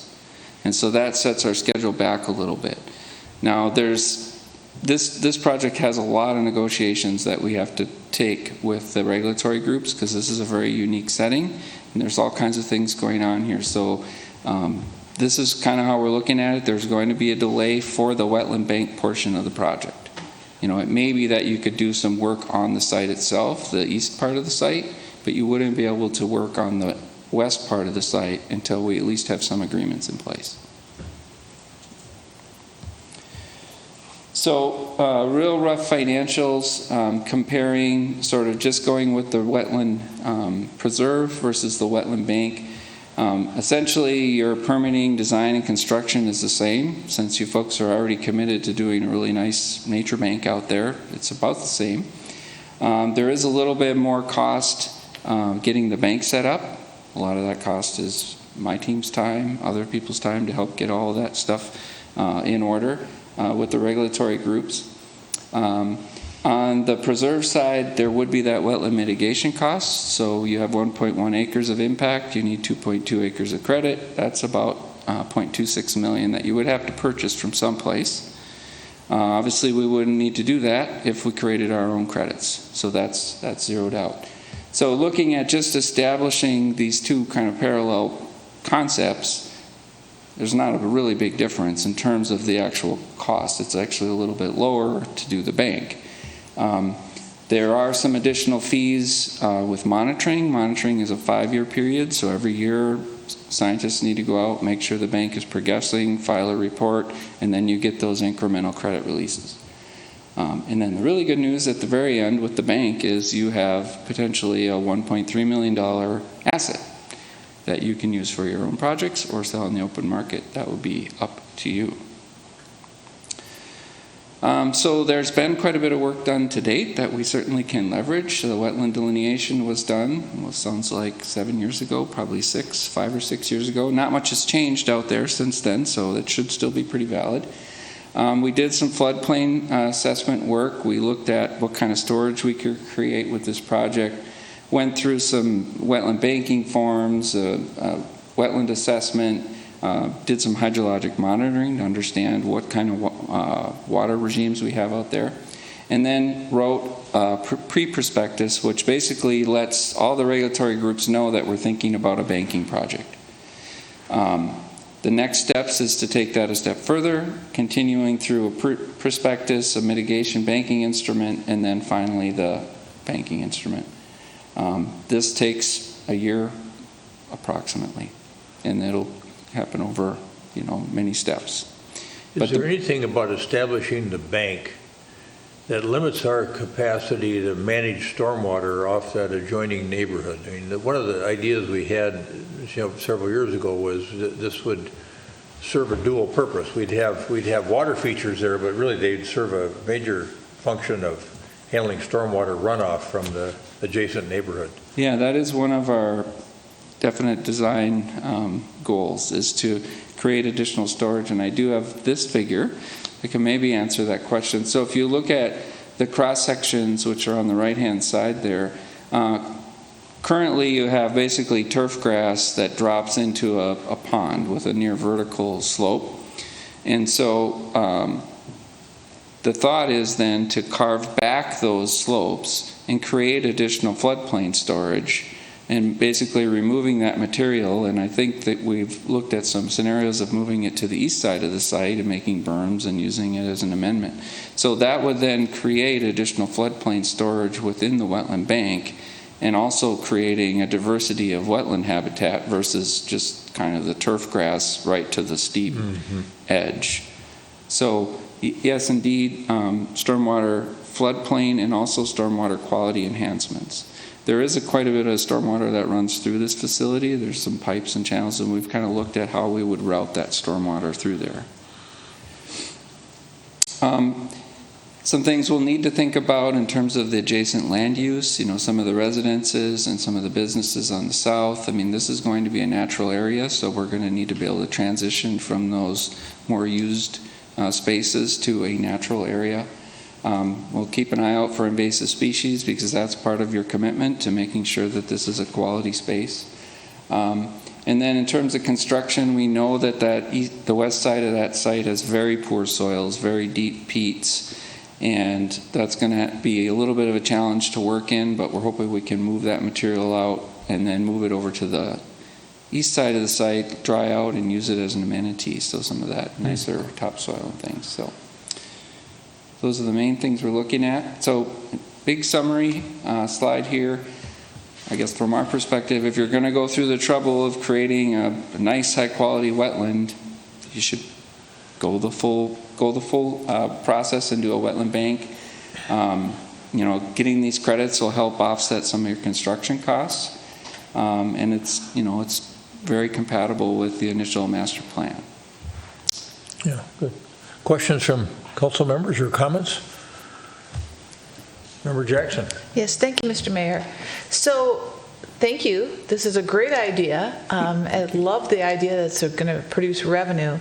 The one question I have is with the bike trail and talking with Three Rivers Parkway. How does that impact the regulation on this, and are we in the clear with having the bike trail go through there? Yeah, the bike path is a nice kind of peripheral amenity, if you might, because we basically routed aligned the south end of the wetland bank at the edge of the bike trail. So you wouldn't want to have a bike trail in the conservation easement. That probably wouldn't be allowed. We'd be allowed some wood chip trails or some sort of access, but certainly wouldn't want that regional trail through there. So that would be outside of the bank. Okay, but the regulators won't frown at that, the way it's lined up. Oh no, it would be outside of the easement. Okay, very good. Okay. Well, So there's a lot of questions asked about how does this fit in a very urban area, the adjacencies, as I mentioned, and those are all things that we need to work through. Okay. That said, all the conversations we've had through the steps so far, people are on board. They want to work with us to make this happen because these opportunities don't happen very often. Okay. Especially in this kind of setting. So there's going to be a lot of those little things that we have to work out. But at this point, you don't see that as a barrier to approval? Okay, great. Thank you. Other questions for Mr. Neighbor at this point in time? Member Risser? No, but it could be really fun to have a kiosk or a little site, where we could have an educational component connected to this to add. All right. Mr. Menard? So, no, I noticed you were on the agenda here again. So. Yeah, well, Jason's the expert. I'm just here for support. So in the design, when we kind of talked about some of these things earlier on, in the design we have boardwalks, we have small educational areas, we have these smaller play areas that kind of relate to some of the educational areas, and we're thinking about these spots for outdoor classrooms where people can come in, talking to Three Rivers about doing, programming outreach within the space as well. So there's a lot of opportunity. One thing, like Jason said, we have to be careful that we do it on the peripheral of the bank so we don't take away the value of the credit, right? But we think in our design, we can accommodate a lot of those things. And if you look at the overall master plan, it shows all these little nodes kind of throughout the wetland bank area. So that is one of the intents, for sure. Mm-hmm. That is very nice. All right. So we've got a suggestion from staff that we approve a motion to request. They are requesting that we approve the purchase for the Fred Richards Park Wetland Banking and Design Services. We approve the expenditure of $164,400 with Confluence to be able to get that work, design work completed on the wetland banking idea. So moved. Member Risser moves. Second. Member Jackson seconds the motion to approve the. I just want to ask a quick question. Yeah. I think first we're supposed to approve the recommendation and then go into the design services, but maybe I'm confused. Just point of clarification, we did have two agenda items. They look very similar tonight, and Clerk Allison warned me that they look too similar tonight. So first on the presentation for the Wetland Mitigation Bank, we are looking for a recommendation to authorize and establish the bank. If you do approve that, the next item on your agenda is actually to go forward with the professional design services to set that up. So we actually had two different agenda items that look very similar. So I thought it was a typo here because it says motion to approve the master plan for Strackower Park after Jason's presentation. Yeah. Mr. Mayor, that is a mistake. It should say the approve the Fred Richards Park Wetland Banking recommendation. All right. Member Agnew, thanks for the catch. So hold that second motion thought. Okay. Let's go back to, is there a motion to approve the wetland banking plan for Fred Richards Park? So moved. Second. We got a motion down here at this end this time. Member Agnew and Member Pierce to approve the motion to establish the wetland banking program for Fred Richards Park. Any further discussion? All those in favor of establishing the wetland banking design services or design work for Strackower, I keep saying that, for Fred Richards Park, say aye. Aye. Aye. Opposed? I think I created confusion there, but those ayes came staggering in. Opposed? It carries. We approve the master plan for the wetland banking services for, or the design work for Fred Richards Park. And now we're going to go to the second matter that Member Risser moved and Member Jackson seconded, and that was the motion to approve the request for purchase for the Fred Richards Park of wetland banking and design services with Confluence for $164,400. I don't know if Director Vetter has any comment there at all, or just.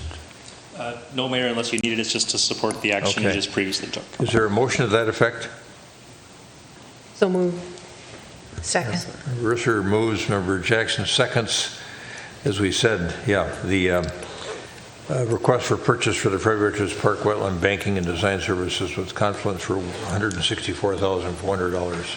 I think I've made that comment 3 times now, so thanks for sticking with me. All right.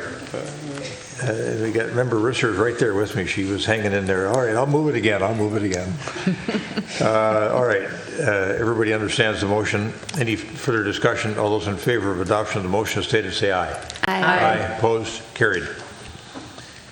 And now we are going to go to a matter that we talked about last meeting, and we had some presentations from some people in the neighborhood up in Morningside C. They filed a petition for what they called equitable assessment. Director Milner made a presentation, and we're back tonight to talk about it further and to potentially take some action on the Morningside C petition for what's called equitable assessment.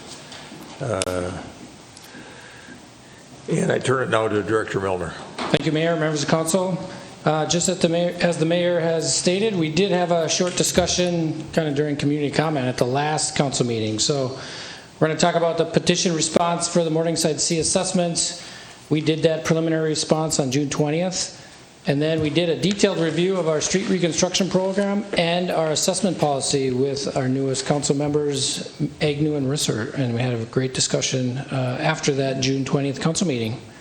So again, the petition says the petitioners feel the assessments are inequitable and unfair for their neighborhood, Morningside C. They say the assessment goes against common sense, general fairness, and inconsistent with the city's stated policy objectives. And they request the City Council review those proposed assessments and adjust accordingly. So again, the petitioners just compared 2 street projects that were within their neighborhood. It was the Morningside D&E that was the majority of it built last year, and just a portion's being finished right now, and then Morningside C that's being constructed this year and has started and is underway. So they compared just these 2 neighborhoods in their petition. We got the same question during the public hearing last December when we asked the council to approve the project. We created a memo and we posted that to the Better Together Edina webpage in December, explaining the difference between these 2 neighborhoods. And the difference was the 0 REU lots, so the park properties and some of that other vital infrastructure that's used for storm sewer management within the Morningside C. They do have wider lots, 57 feet compared to 41 feet. So they have less REUs. They're paying for more street pavement per lot, which is how we take the cost of the project divided by the number of REUs. And inflation, there was a 17% increase between 2022 costs for roadway and 2023 costs. And again, what I mentioned then June 20th, I think we should take a big picture review. They're looking at that red box in the upper right-hand corner, just 2 neighborhoods. I think we should look at the entire community and 20 plus years of street reconstruction. The policy has been applied consistently over these neighborhoods. Every neighborhood has unique characteristics with lot sizes, buildable lots, unbuildable lots, flood shapes, flood storage, and other vital infrastructure like well houses and lift stations. And the assessments, they all vary by year and area. We gave a little background on our assessment policy. This was established starting in 2003, so it's been 20 years. We've had at least four different consultants look at it. Various city councils over those 20 plus years have looked at it on every year that I referenced on the slide for policy revisions or policy reviews. So this policy wasn't done in a vacuum by staff. It was definitely reviewed multiple times by multiple staff, multiple councils, and consultants to make sure we were still doing something that's appropriate from an assessment standpoint. Then a reminder about the Street Funding Task Force. So they developed a report that was accepted by the council in 2021. 7 residents with varied backgrounds. You heard from one of them tonight. David Elkire was on that task force, along with former council member Ann Swenson and the various other members of our community that either were part of an assessment in street reconstruction or were not. I think one of them actually was a part of a couple of them. And we tried to do a geographic range of locations, so we had a good representation. They met 10 months and had 16 meetings, a very in-depth review, and they did say the policy needed to change.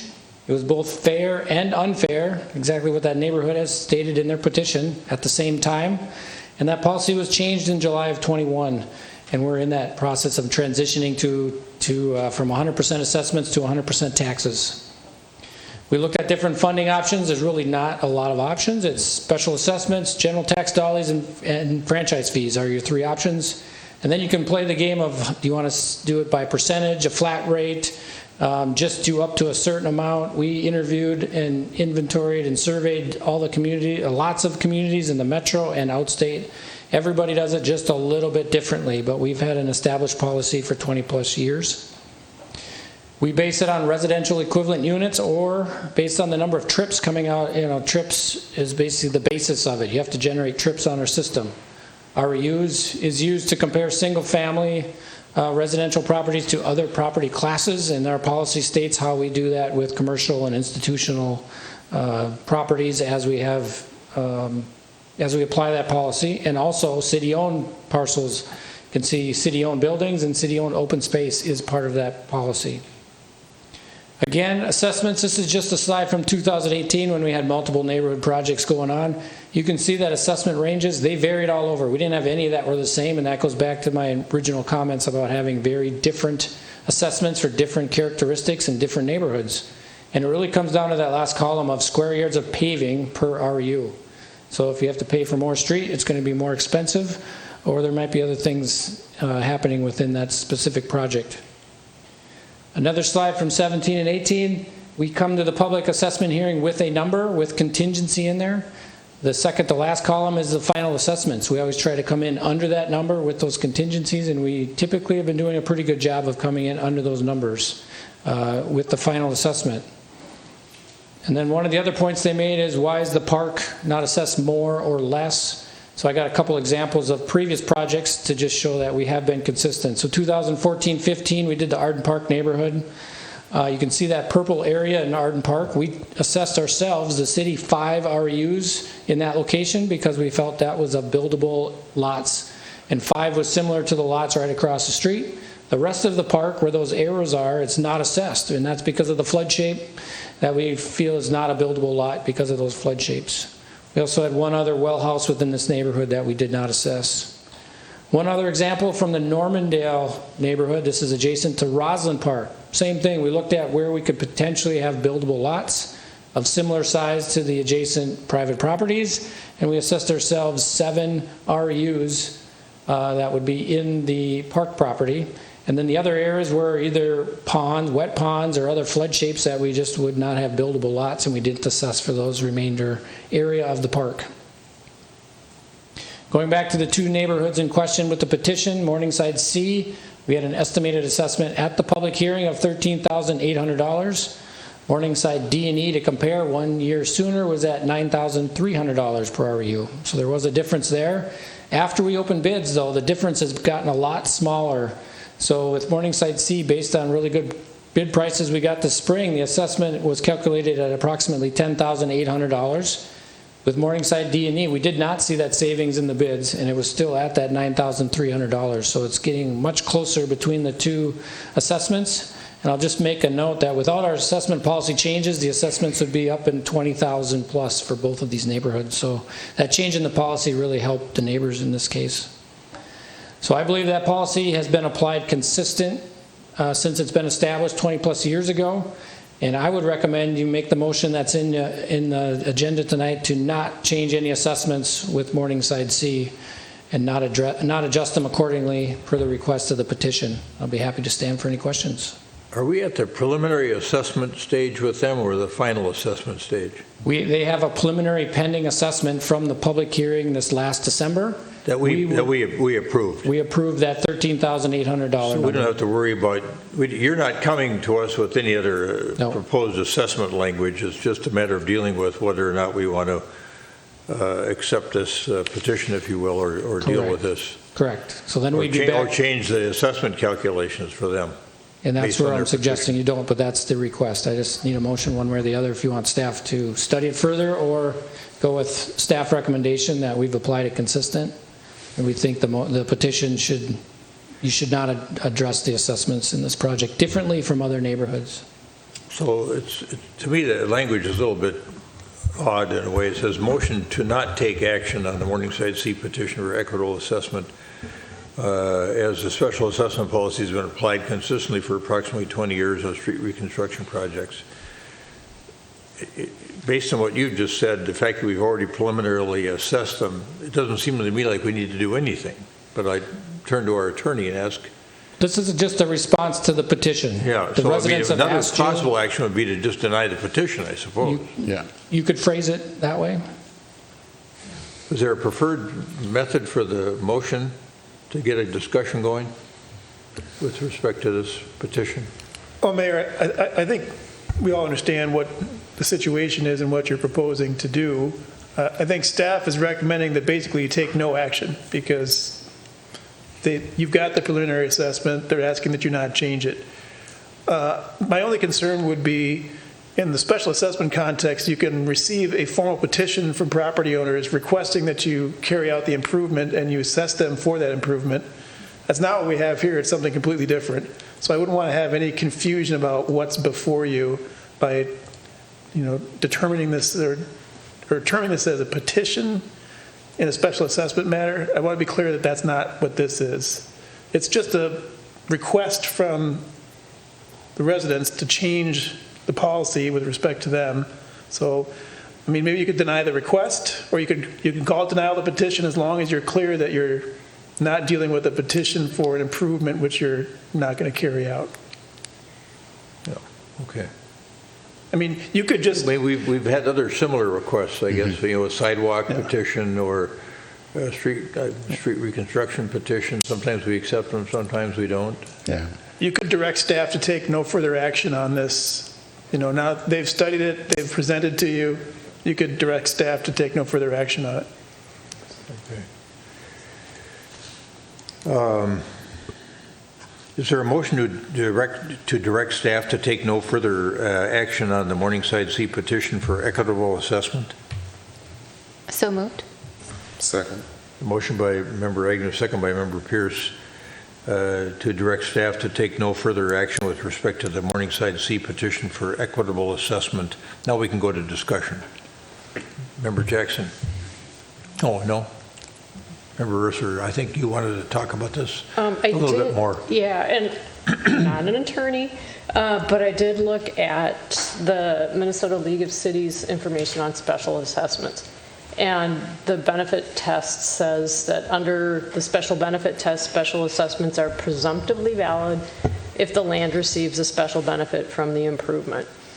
And, when we talk about land, if it's buildable, then it has an REU. If it's not buildable, it does not. But if a street is falling apart, the plow comes through, you get a big chunk of asphalt on the side of the road, you got to pick it up when the snow melts.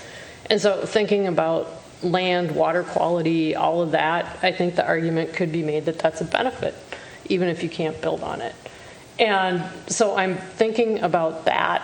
I'm also thinking about another paragraph that says a special assessment that exceeds the special benefit, and the property owners are benefiting from it, but is it really fair? And I think what makes me really nervous is the bold way we say our policy is both fair and unfair. And anyway, I have a hard time because I see the logic of what the neighbors have submitted to us, and they took the time to do that. They have the petition, and it seems like this is short-circuiting that, in my view. Other thoughts from other council members? I think we're all probably empathetic to the situation that they feel like they're in one neighborhood, and some parts of the neighborhood look like they're going to be paying more than the others. We don't know that for sure yet because there's no final assessment determined. But nonetheless, I can say that with some high level of confidence that we know that the test is that the assessment, there has to be an equivalent increase in the value of the property that matches up with the assessment. That's what we've wrestled with all these years to try to make sure that we're not assessing. That's why we have this new street reconstruction policy. The very reason we have it is because we wanted to make sure that, what is it, 429, chapter 429 aligned with, our policies aligned with the requirements of Chapter 429, that whatever you assess a property owner, there better be an equivalent increase in the value of their property. And I feel pretty confident that we're in safe territory here, especially when our director tells us that under the old policy that we had, they would have been paying $20,000. And so this is the reason why we're on this 16-year amortization cycle to get things into the general expenditure category. Now, that doesn't really address that REU question that you've raised, and that's historic policy, and I feel that would be it would be unfair to other neighborhoods if we change that policy now. I think I'd want somebody to take a hard look at that on a task force sort of basis. So I'm in favor of supporting our existing policy that so many people have worked so hard to figure out, to try to create as much equity as possible. Member Pierce. I just had one question. I think the way you laid this out was done really well. The only question I have is, what's the follow-up to the residents who signed the petition? Yep, I have their contact information, so I would follow up with an email stating what was discussed here, and if there's no action, then I'd also give a link to this video so they could watch the comments from the previous council meeting, and then they could hear your comments tonight. So that would be my follow-up with them. Okay, we've got a motion and a second directing staff not to take any further action with respect to the Morningside C petition for equitable assessment. Any further discussion? All those in favor of adoption of the motion as stated say aye. Aye. Aye. Opposed? Nay. Carried. Now we're on to something that, boy, Carolyn Jackson, you are there every year interviewing these kids. Thank you so much for doing that. We get to talk about approving student commission appointments, and because Councilmember Jackson is involved in this, we'd like to have her lead this discussion. So, Manager Neal, did you have some opening comments before I turn to Member Jackson? I do not on this one. Okay. I'm going to turn then to Member Jackson. I'm going to get in the right part of the agenda. Yeah, the agenda here. So Well, go ahead, Member Jackson. Let's talk about this approval of the student commission appointments. Thank you, Mr. Mayor. And I was just thrilled to get to do this again because these kids are so impressive, these students. We interviewed 32 students, or 33 applications, and they all showed up for their interviews. Every single one of them would have made an outstanding commissioner. So we had a difficult time. I worked with MJ Lehman and Jan Seidman, and Jan is a former chair of the HRRC, and she has done this consistently for a number of years. She's a HR professional and just an incredible community volunteer, and this will be her last year doing this. She's leaving our community, so I wanted to, yeah, they're moving, I think to Florida, but she's just a wonderful, wonderful person to work with, and I want to thank her publicly for her great service to our city. And with that, we did name 16 commissioners. We were able to do it. We tried to get a senior and a junior on each commission so that at least one student can serve a second term and really get the feel for the work that needs to be done. And with that, I will name the appointees.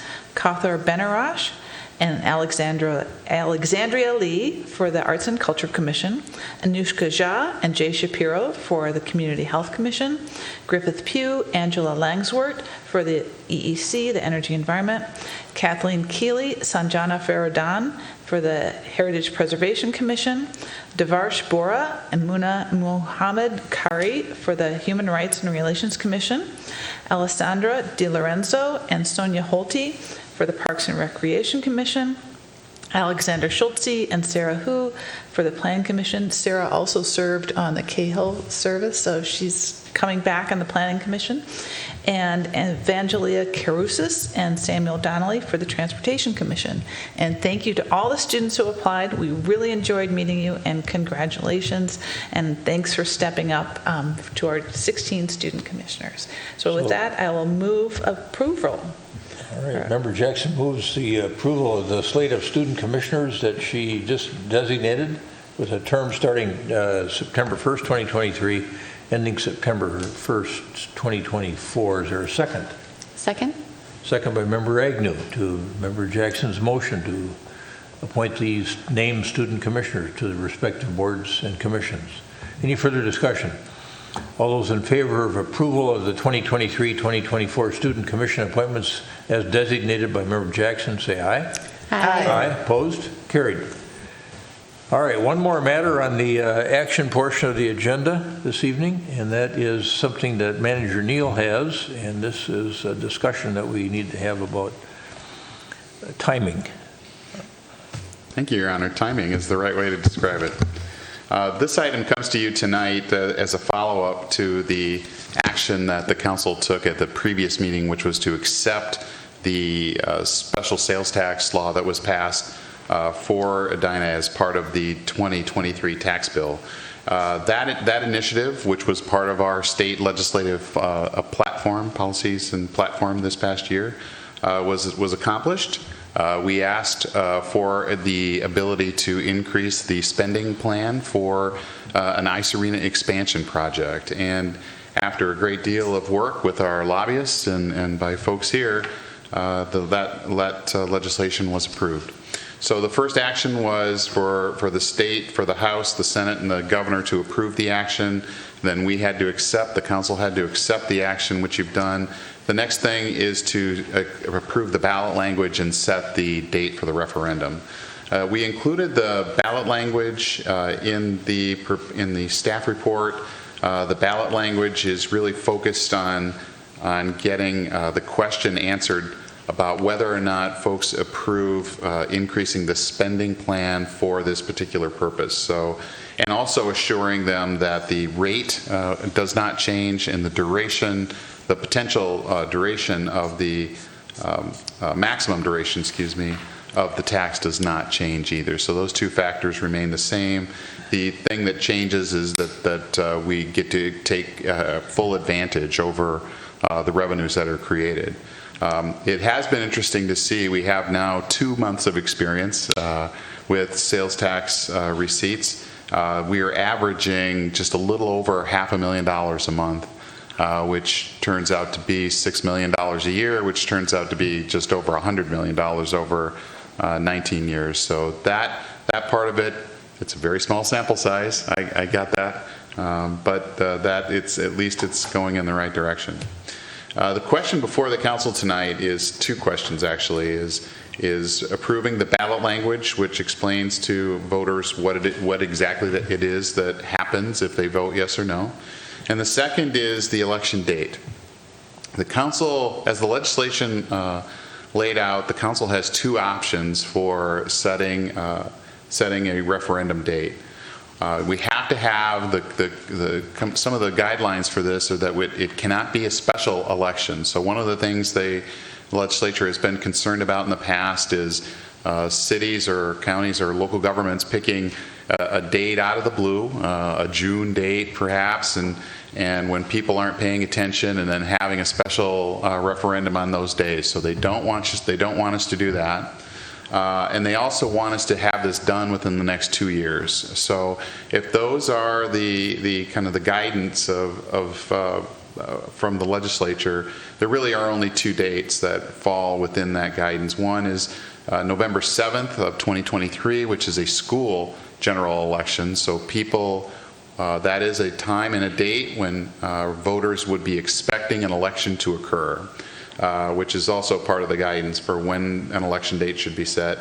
The other is the presidential general election, which is November 5th of 2024. Anything after that would be too long. Anything before November 7th would not be appropriate either. So it's those 2 days.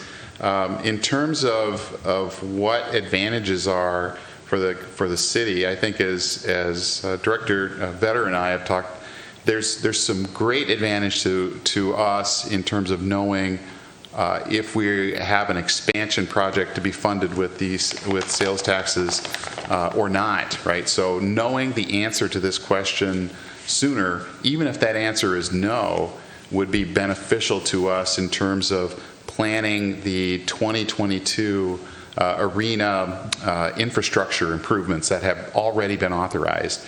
We have not proceeded with those because we would probably do those projects differently if we are integrating them with an arena expansion project. If we are not integrating them with an arena expansion project, we would move on those quicker. So that's a big advantage to knowing the answer to this question, and it's really the primary reason that we're advocating for the date, the 2023 referendum date. And that is really kind of lays out what our case is. And I did want to ask the city attorney to talk a little bit about this issue of general election date versus special election qualification, because there's some ambiguity about that. We've had some discussions before tonight's meeting. We got some guidance from Gary Carlson, who was integral at the League of Minnesota Cities in getting this passed. He's given us some opinion on it, but I did want the city attorney to weigh in on it to let you know a little bit more about sort of the pros and cons of that date. All right, thanks for that. Mr. Kendall. Thank you, Mayor, Council. So there is a little bit of ambiguity on this. So the statute states that imposition of the local sales tax is subject to approval by voters of the political subdivision at a general election. Doesn't define general election. The upcoming school board election in November this year is a general election. It's a type of general election. There's no city officers on the ballot at that time. But I still think it meets the definition of general election. There was a proposed legislative fix to this in this session that would have clarified this and made completely clear that cities can put this on the ballot at the next general election and not just at the next city election or the next general election where there's city officers on the ballot. That didn't pass for some reason, but I think that there's discussion about what is the intent of this, what does it mean? It doesn't make a lot of sense to me that the legislative intent would be to force the city to wait for about a year and a half after the legislature has issued authorization for the tax. But that would be the first election where there's municipal officers on the ballot at the same time. So I guess it's just a question of whether you feel comfortable that the citizens will be expecting an election at this time and there'll be enough voter turnout that there'll be meaningful participation, even though this is a school board. It's a general election with school board officers on the ballot rather than a general election with city officers on the ballot. So I think it's possible to go forward in the way that staff recommends. You should just be aware that there's some ambiguity or confusion about it. And to be clear, staff's recommending that we go forward during the school board election on November 7th, 2023.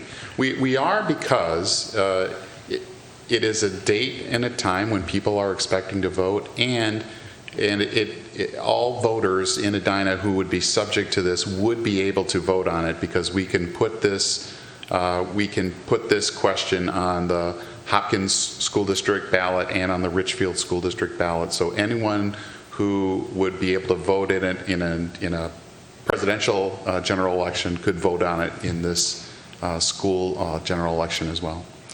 And the last thing I'll just say, Your Honor, is they could have said in this sentence, imposition of a local sales tax is subject to approval by voters of the political subdivision at a general election where that political subdivision has officers on the ballot. If they'd wanted to require it to be an election where that subdivision has officers on that ballot, they could have said that. They didn't. And there was some attempt to clear this up. I'm not sure why it didn't pass, frankly. I don't know the answer to that question. But it's an issue that everyone's aware of, that there's a lot of discussion about they think the intent was allowed at the next general election, whether that be, in this case, a school board election or something else. It's clearly not a special election. It's not an unusual date. It's the first Tuesday in November, so it's a time when everyone will be expecting to vote in an election. Member Jackson. Well, Manager Neal covered this, but every voter in Edina will be expecting to vote this November because all of the school districts will have elections. So that I think that's the party we're trying to protect, right? That every voter has a chance to vote on this. I feel comfortable that that's covered. Other thoughts? People comfortable with going forward this fall in that general election? The second question then is the use of the language that's proposed, and that language is, shall the city of Edina be authorized to amend the spending plan for Braemar Park and Arena from $21.6 million to a total of $53.3 million for the expansion and additional improvements of Braemar Arena and associated bonding and administrative costs. That's the question that's been formulated and recommended for structure. Right. And it was based on recommendations we got from Todd Rapp from Rapp Strategies, and they were the folks that helped us craft the previous question from last year. Can we handle this, Attorney Kendall, in a single motion, or do you want two different motions? I think you could probably handle it in a single motion unless there's any disagreement about the two separate questions. Well, let's try a single motion here. Is there a motion to, by council, to go forward with the authorizing the election with respect to Resolution 2023-49 on the November 7, 2023 general election, utilizing the language, shall the city of Edina be authorized to amend the spending plan for Braemar Park and Arena from $21.6 million to a total of $53.3 million for the expansion and additional improvements of Braemar Arena and associated bonding and administrative costs? Is there a motion embracing both those concepts? So moved. Is there a second? Motion by Member Jackson, second by Member Pierce to adopt that two-pronged motion setting November 7, 2023 as the date upon which this the residents of Edina, the voters of Edina, will vote on this local sales tax question that's been articulated as part of this motion. Any further discussion? Mayor, I do have a question. Yeah. So in our packet, there's included a second paragraph that really describes, for that question that would be on the ballot, it says, if this question is approved by a majority of voters, the rate of the sale tax approved by Edina voters will remain unchanged, and it goes on. I just want to clarify, that will also be included on the ballot. That's right. To provide additional context. That's correct. Okay, thank you. Thanks for that clarification. All right. Any further discussion? All those in favor of adoption of the motion as stated, say aye. Aye. Aye. Opposed? Carried. All right, we are on to manager comments.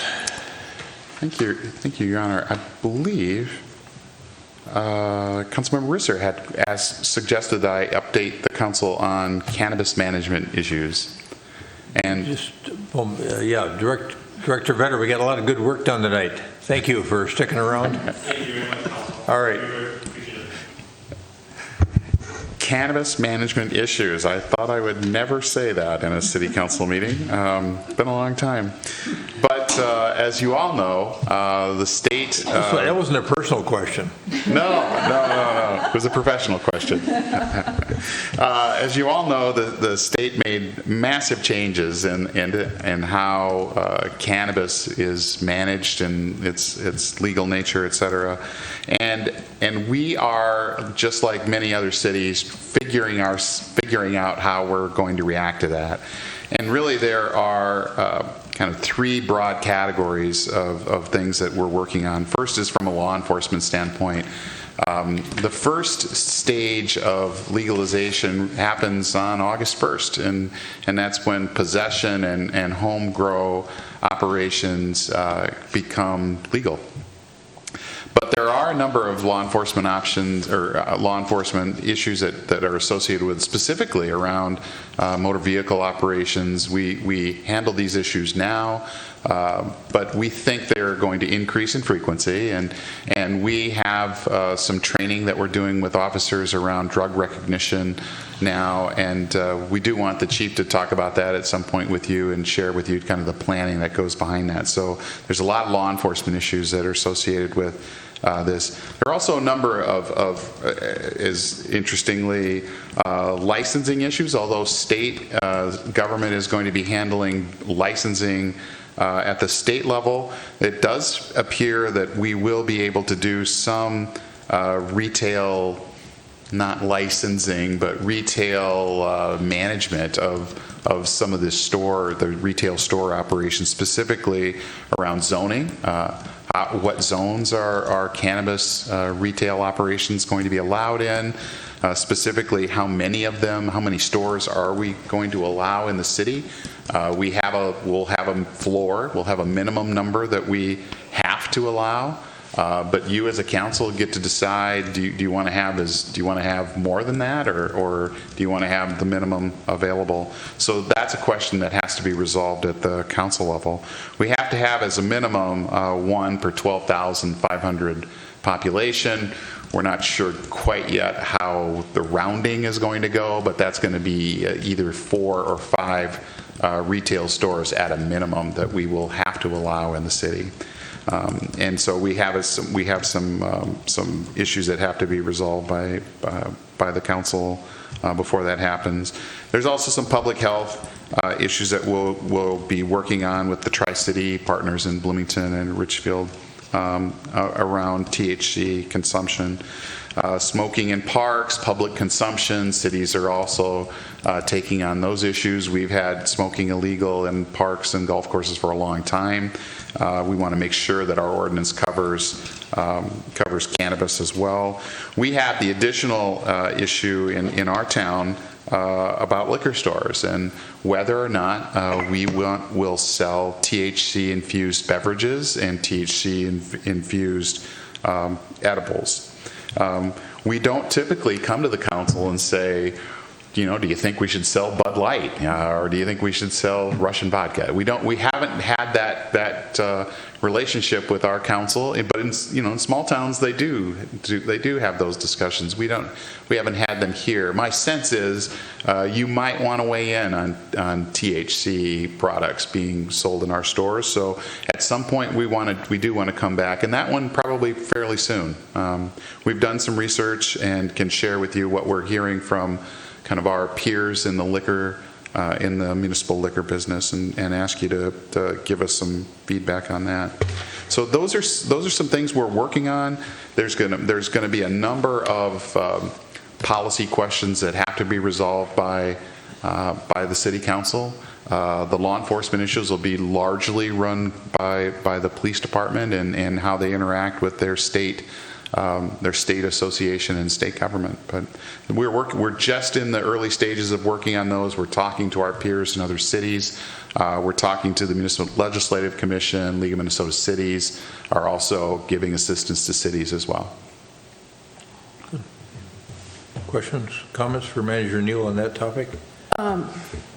So it's per the entire population determines the minimum number of stores? Like it's not the number of people who are legally old enough. It includes children. Okay.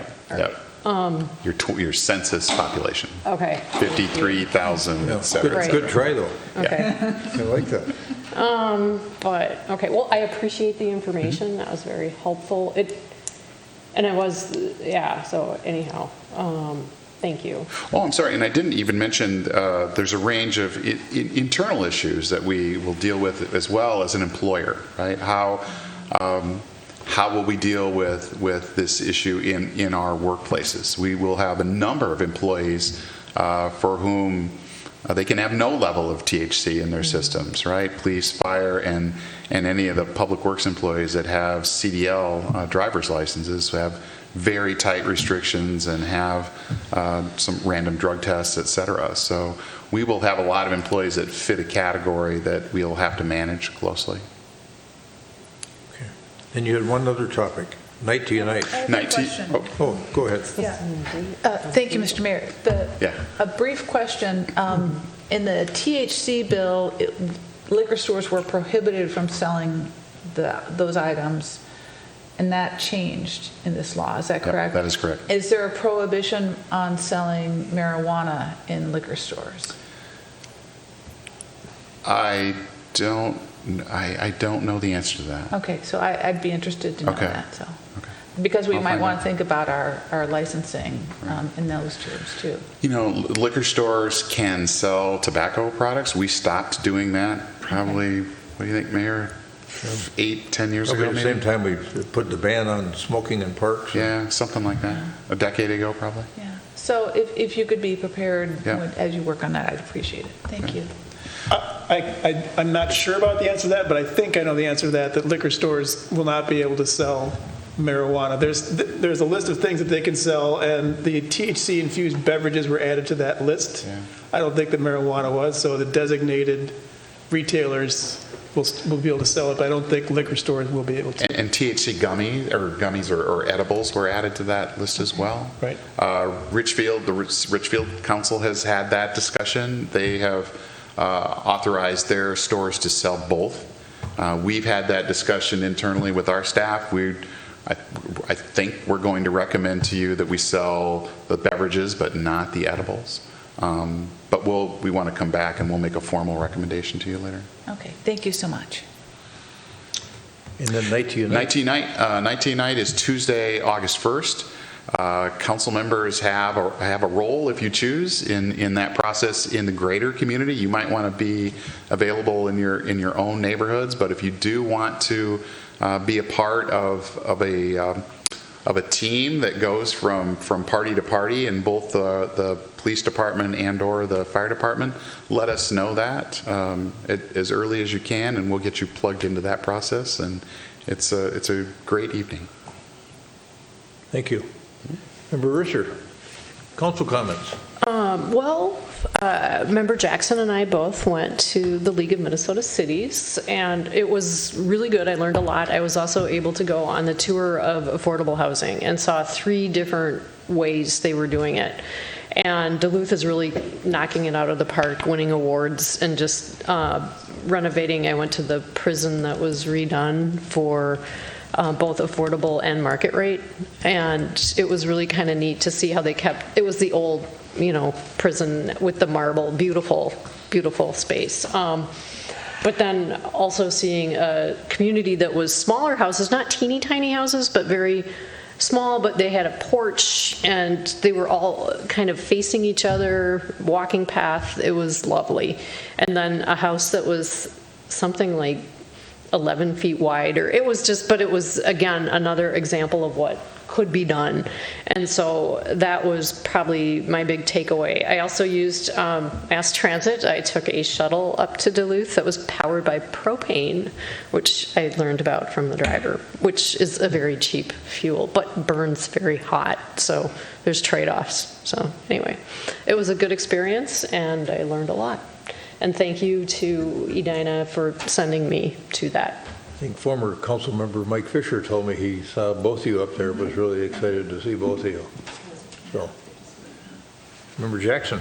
Yes, thank you, Mr. Mayor. So, thank you on my behalf as well to the city for sending me. It was a great event. The takeaway I had is that everybody I talked to had 2 issues. Increase in incivility in public service and ways to address that, and shortage of housing. And I think that's a problem across the state, and that was really interesting to learn. I went to the first-time attendees, and we talked about examples of shared future. And that was a sort of a theme that was going on, is how do we talk about the city that we live in, that we love, that is a great place for our residents to live here. went to a session on DEI work, one on opioid funding for addressing the opioid crisis, which we will be getting money on that. Public infrastructure and redevelopment in Stillwater, and the Metro Cities Breakfast, which had a lot of stuff from the legislature, and organized hauling. St. Anthony has already done it. Mounds View is doing it, and Shoreview is doing it this year, and they said, let's put together a support group for doing organized hauling. So St. Anthony had no problems whatsoever. They went completely smoothly. Richfield went well, and I walked away a believer that we can do this, and it would be smooth, and we can do it with smiles on our face. So that was a really, they were like, yeah, let's create a support group. I'm like, okay. We got to pass it first in our city. And the closing remarks were really interesting about fall in love and stay in love with places, and I can live my dreams here. And I thought that was a great description of Edina. So that was wonderful. Thanks to everybody who put on the 4th of July parade, including Amanda Clark from our own staff. And I went to the Historical Society annual meeting last night, and I tell you, this community has so many people who put so much time and effort into making this a great place to where I can live my dreams. So thank you, everybody. Thank you. Member Pierce. Okay. Member Agnew. Thank you, Mr. Mayor. So last night I was sitting at my kitchen island, and I was watching the Planning Commission meeting, and my 3.5-year-old, Olivia, comes up and she's like, what are you doing? And I'm like, well, I'm just preparing for my city council meeting tomorrow. And she says, Mommy, I wish I could be on the city council with you. And I was like, I don't know that you do. But I think it's then coming into tonight in particular and having Anna Martinez as just a younger member of our community come and speak to us, someone who's been involved for years, and then to also approve all of our student members tonight. It's just really amazing that as a city council, we are giving opportunities for the next generation to be involved in local government. And while Olivia is probably a few more years away from that level of involvement, it's really inspiring to see. So thank you to everyone for helping to making it accessible for all ages. Yeah, it's a great comment. I was really impressed with how comfortable Anna was speaking to us, and those couple of years on the Energy and Environment Commission, I think, served her really well. Let's see. So we haven't been together since before the 4th of July. We had on the 3rd of July the Vets Dinner over at St. Peter's Lutheran, and there aren't many World War II guys around anymore, but there were several of them there, all over 90. One fellow named Jim said, I'm 99 now. He said, I don't think I'm going to walk in the parade tomorrow. I said, oh, okay, Jim, you're off the hook.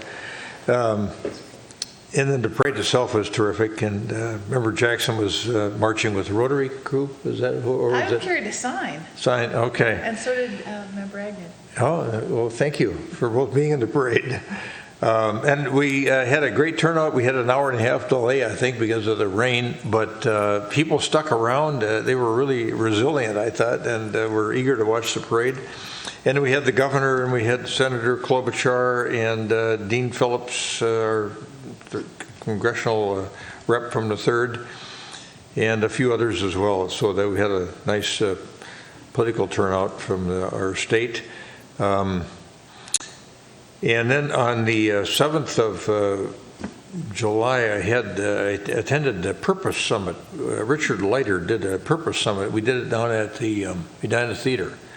And there were about 40, 50 people that came. And he wants to do a pilot program in Edina on purpose for the community. And the conversations we've been having around mental health and the challenge, I'm sure you heard about it up at the League of Minnesota Cities meeting, is that this is a significant challenge in communities across the state. He'd like to figure out how to do a pilot program for a town, not just individuals that are trying to find purpose, but a town that's looking to have its people help find its way from a purpose standpoint. So I said, yeah, we'll talk further about that. So stay tuned on that. And then there was a soft opening the end of June for the new Belcour Cooks of Crocus Hill down on Market Street. They're doing really well, and it's really helping activate Market Street, I think, to have them there. Gavin Kaysen was down there from Belcour, who's a Edina resident, and he was greeting people, and a lot of folks coming and going, getting a piece of baked goods or a croissant. It was good to see. And then a couple weeks ago, we continued to work on these public safety issues. The chief and I and Scott Neal and a couple others are going to meet with Chief O'Hara from Minneapolis over the next couple of weeks. And then I met a couple weeks ago with Cedric Alexander, who's head of public safety for Minneapolis, because we continue to work on this sort of regional crime challenge around juvenile crime in particular. I had a call today from the mayor of Golden Valley, and he relayed some information from St. Louis Park and from Plymouth that they've had an uptick on auto theft. I don't know. And so they want to kind of revisit, have the suburbs start to visit with each other again about whether we need to be doing some things together. And Chief, he'll be instrumental in knowing what we should be doing or thinking about or participating in that kind of a conversation. So I told Shep Harris, the mayor of Golden Valley, that we would have that conversation and then get back to him. And he also wanted to meet with Mary Moriarty. I think the chiefs have met with her. She's got her own plan. We're going to hear that at the HEALS meeting in September. This HEALS group is evolving into more of a informational group, educational in nature, once a quarter. And so we had Tampa on the phone, Mayor of Tampa, to talk about a month or so ago about how their strategies around reducing juvenile crime in Tampa. And then Mary Moriarty is going to come in September and talk about her ideas around juvenile crime, and we'll continue to engage some of these other cities around the country on practices that they're involved in that reduce violent crime or juvenile crime. And Cleveland and Baltimore have already told me that they'd be willing to visit with us, so we'll work on that as we go along here. But Chief, we'll need to know too as a council, you need our help. What do you need our help thinking about in terms of some of these issues that are happening in other communities? I think I should knock on wood here. I think things have been fairly calm in Edina, and so thanks for all that good work, and thanks to everybody on the force for the good work that they're doing. And I think that's it for me. It kind of brings everybody up to speed. A lot of people with time off over the 4th of July and not a lot of meetings, so that you didn't have to go to different places to do things. So that's it. That prompt anybody else to remember anything they wanted to visit with the council about? Member Risser? You talking about car thefts. Actually, my husband and I were taking a walk in Pamela Park, and we were coming out of the wooded area, and I hear Julie, and it's Chief Milburn, and he was there in the field helping to find a car theft solve a car, and it was just so impressive to see the chief out there in the field with the officers. And I just wanted to say that was really, really amazing and cool, and one of the things that why Edina is so great. So thank you for that comment. Every once in a while they let me get out there and do police work, so that's what you saw. Was there a vehicle stolen? There was a Mercedes, and then they got it. And that was the day I saw you, and I told you about it at Margot. So I saw the chief, and then 15 minutes later I see the mayor, and it's just like I live in a little village. And they caught the perpetrator? Yeah, that was an auto theft that day, and the occupants of the vehicle fled into the neighborhood. So we had a perimeter set up, and we had a number of officers in the area searching, and we were able to locate the offenders that day, and arrests were made and charges were filed. Yeah. Very good. All right. Well, Chief, thanks for being with us tonight. It's always great to have you here. Is there a motion to adjourn? So moved. A second. Member Jackson moves we adjourn, and Member Agnew seconds that enthusiastically. Any further discussion? All those in favor of adjournment say aye. Aye. Opposed? Carried. City Council meeting for Tuesday, July 18, 2023 stands adjourned.